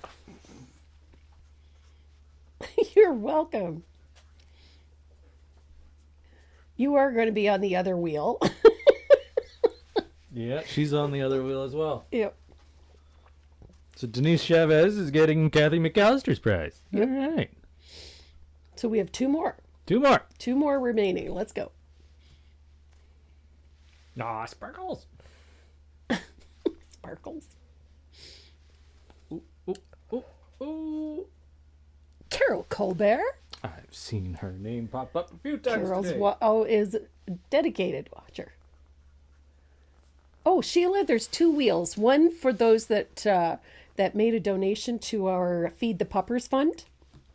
And we have 3 signed original framed pieces as prizes for that wheel. Sheila Landry. Yeah. All right. And And the last one goes to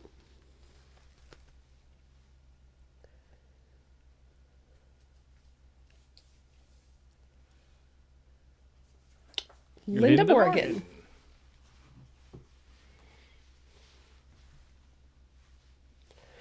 There we go. Linda Morgan. I miss you covered in glitter. Oh my goodness. Yep, we should have 13.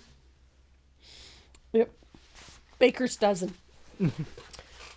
And now, Give me a second to get the other wheel up and running. wait. Yep. Oh, never mind. That's. Yep. Are we just gonna do it for this? No. No. Okay. Sure. Yeah. Positive. Uh-huh. Okay. Give me 1 second to get this one up and running. Sort and shuffle. And go here. Window capture dink. And dink.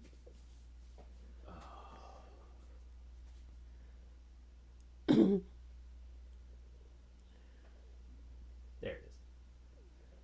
Ta-da! Boom. So this wheel has all of our donors. 53 names on it. Wow. Those are all our donors. Donors. Donors. So the first one we're drawing for is this one. Hello, Summer. Give me a second. There. So, hello, Summer. 53 names. Spin. And Oh, Kay Reynolds says she doesn't see her name on there. Yep, you're there, Kay. I see you. You're right under Judy Thacker.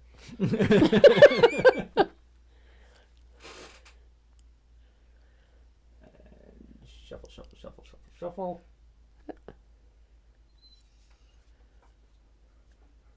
There you go. And Spin. There are 53 names on this wheel. 53 names. Oh, it's all over the place. Gail Gail Jensen. Jensen. So what was that one called?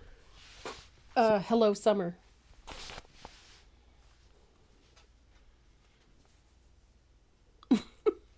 Oh, and Kathy McAllister says she's on the wheel twice. What? Why is she on there twice? And maybe you have her down as T-wife. Oh! Yeah, that's probably why. Judy, my name is spelled wrong. It should be I, not Y.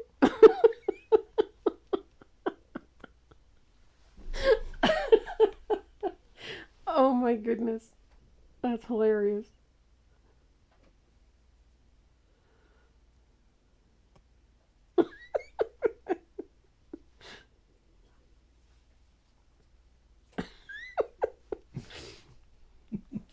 And T-wife, take T-wife off of there. T-wife? Yeah. Nice. Stop kicking the camera. Stop muzzle punching the... There it is. Alright. Oh, goodness. Alright, T-wife is coming off. There we go. Yeah, probably. That's probably why. Shuffle, shuffle, shuffle, shuffle, shuffle.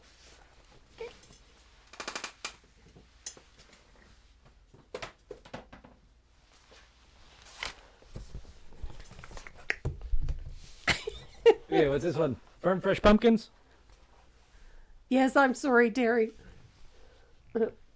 Terry Casper's last name is spelt wrong. Did I spell it like the cartoon? I did, didn't I? I don't know. Yes, you did. Okay.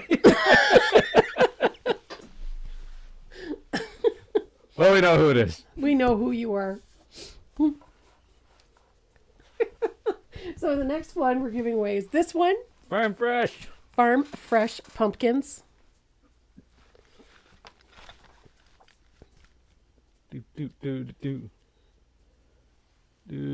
Karen Boylan. Karen Boylan. She's on there twice. Oh, so she is. Teresa. It happens all the time.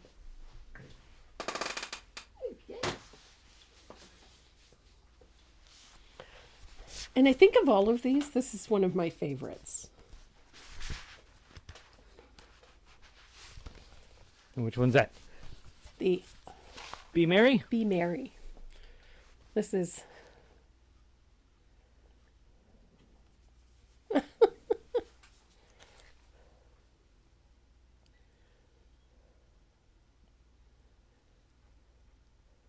Ready to go? Yep. Come on, Linda Safranco.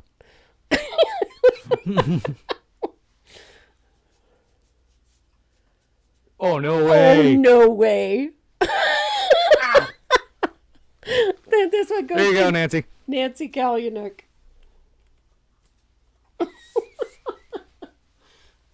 She'll be pleased. No kidding. I am glad for her. And we have... Why are you muzzle punching me? Hi, baby. I got one of those noses in the boob again. So Nancy Kalyaniuk. And what was this one called? Just the 12 days? This one is called Vintage Holiday.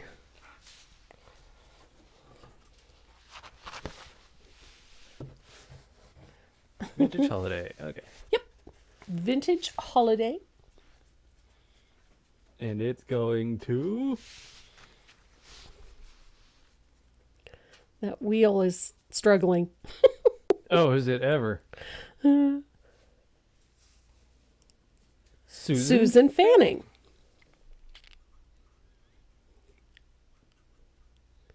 So Susan Fanning wins the original piece. There we go. All right. That is awesome. There's your names. So, oh my goodness, thank you. So our winners for the goodie boxes, the 12 days of Christmas, are Paula Maldonado, Wanda Zipper Nunez, Elaine Senga, Bernice Alvera, Sherry Ward, Kathy Ryan, Judy Thacker, Nancy McNeil Focardi, Kathy McAllister, Denise Chavez, Rosala Narigo, and Carol Colbert and Linda Morgan. And then the winners of the finished art pieces are Gail Jensen, Karen Boylan, Nancy Kalyanook, and Susan Fanning. Awesome. Everybody, thank you so much for coming out every Saturday and watching us live. We appreciate that so much. You have no idea. And also for supporting our efforts to support our local animal shelter. We so appreciate your participation in this live every year and for your donations and everything that you do throughout the year to help support animals in your own area. So thank you so much for coming and watching. Thank you for supporting this channel. And if you get 5 minutes, if you don't already subscribe to my YouTube channel, please do so. Hit the big red subscribe button and turn on your bell notifications so that you get notifications when we go live or when we post new video. So come and join us next Saturday. We're going to be painting some Christmas ornaments. We've got a fun little project for you. So I will see you then. And thank you again. Mwah. We love you. Stay safe. Pet your dog. I'm hearing panting in my ear. Not in a good way. Hi. Hi. Thank you. Got kisses? Oh, now she's talkative. Pet your dog. Otherwise, they do this. What? Ow. Yes, they try to eat you if you don't. I'm so we love you guys. Thank you so much. Awesome. Yes. Don't forget, if your name was drawn on today's live for one of the prizes, go over to the website, click on the little speech bubble in the lower right-hand corner of the screen, and send us your shipping information so that we can get your goodies out to you as soon as possible. And B, for today only, 40% off everything on the website. All you have to do is use the coupon code Merry Christmas when you hit checkout. And it's Merry Christmas, all one word, no spaces. Thanks again, everybody. We love you and stay safe. Pet your dog. Don't drink and drive. And happy holidays. Merry Christmas.